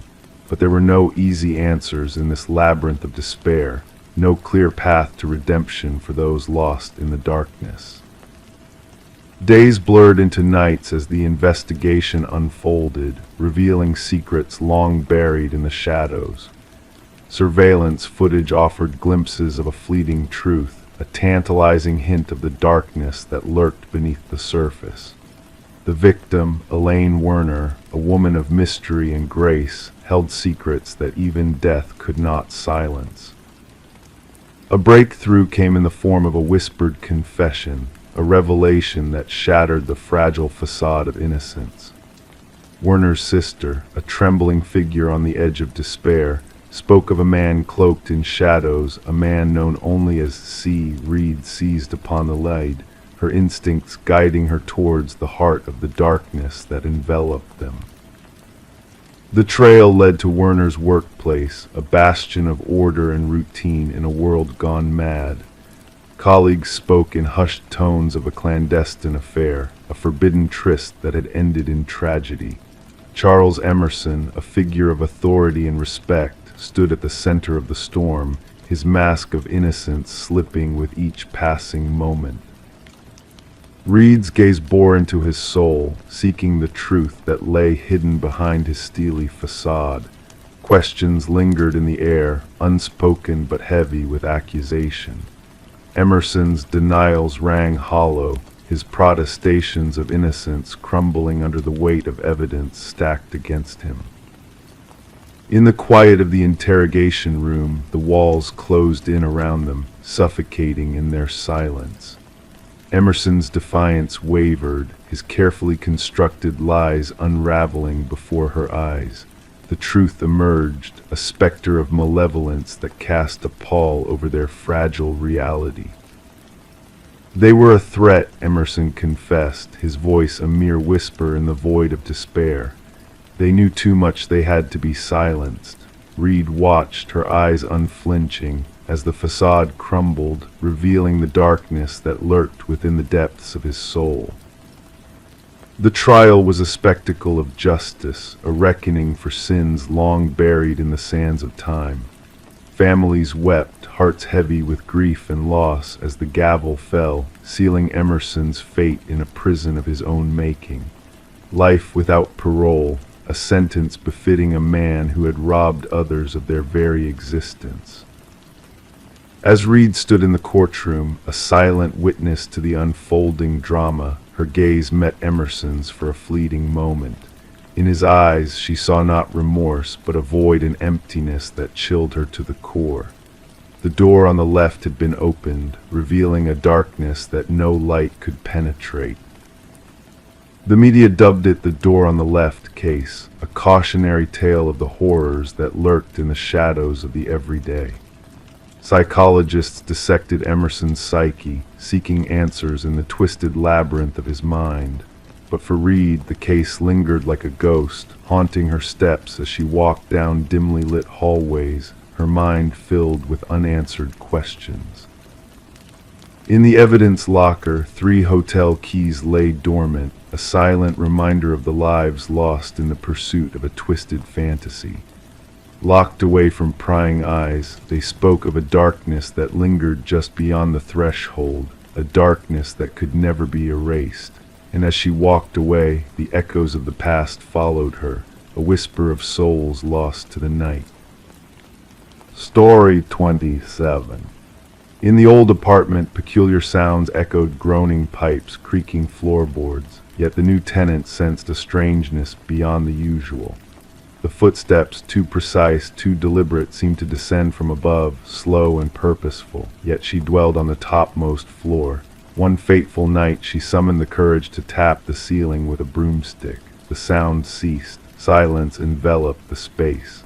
Then a solitary knock reverberated from within the ceiling. Sarah Coleman chose to keep the mysterious knocking to herself. She convinced her mind it was the building settling, or perhaps a small creature finding refuge in the attic. Even as the footsteps persisted each night, she adapted, cranking up the TV volume, donning headphones to muffle the rhythmic footfalls that traversed her ceiling in the shadows. Detective Morris caught wind of the apartment through a maintenance worker who stumbled upon a concealed crawlspace during routine repairs. Removing a section of drywall to mend a leak outside Sarah's unit, the worker unearthed a narrow passage unaccounted for in the building blueprints. His flashlight exposed an improvised living space, discarded wrappers, empty bottles, a soiled blanket, and a weathered notebook. The building manager promptly alerted the authorities. Upon Detective Morris and Detective Rivera's arrival, the maintenance worker appeared pale and trembling. "Someone's been dwelling in the walls," he muttered. "Someone's been watching." The notebook chronicled intricate observations of Sarah Coleman, her routine, her guests, her meals, her TV choices, her bathing times, her sleep patterns. The script, once neat, devolved into erratic scrawls with cryptic symbols adorning the margins. "The subject no longer responds to my overtures," the final entry lamented. "She has chosen to disregard me. None dare ignore me." Forensic teams combed the crawlspace, unearthing fingerprints unmatched in any database. They uncovered a labyrinthine network of passages woven into the building's walls and ceilings, some dating back decades as per structural assessments. These passages link to 5 different units but terminated in observation points, tiny apertures cleverly disguised within fixtures or minor blemishes in only one place, Sarah Coleman's abode. Interviews with current residents yielded no anomalies beyond typical apartment noises. However, former occupants painted a contrasting tale. 3 prior tenants of Sarah's unit recounted sensations of being watched or hearing inexplicable movements.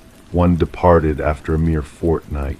None dared voice their encounters, fearing derision for sounding paranoid. A breakthrough dawned when forensics unearthed minuscule blood splatters in one of the crawl spaces. DNA analysis traced it to Martin Weaver, a former resident who had vanished mysteriously 4 years earlier. His kin had reported him missing, yet the case had grown cold. Martin had resided directly beneath Sarah's apartment. Detective Morris revisited Martin's disappearance, learning from neighbors that Martin had bemoaned noises emanating from above. He had confronted the resident living upstairs, a quiet man named Edward, reclusive in nature. Shortly after, Martin disappeared, and Edward vacated the premises with no forwarding details. Delving into Edward's rental history unveiled a pattern. Across 2 decades, he had occupied top-floor units in 6 distinct buildings, forging few social ties before vanishing abruptly. A neighbor from his 3rd residence recalled him as intense, citing his incessant need for silence.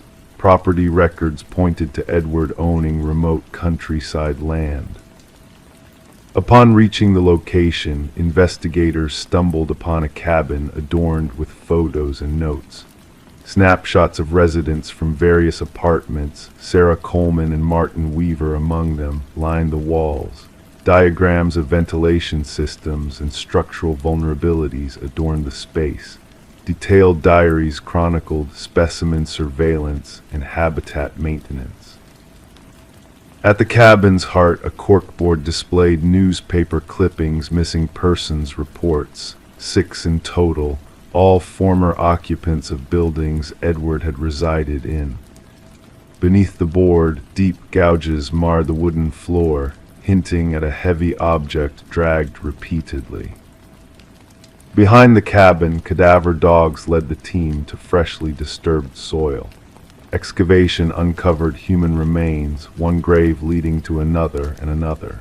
As forensic anthropologists commenced the somber task of identification, Detective Morris revisited Sarah's building.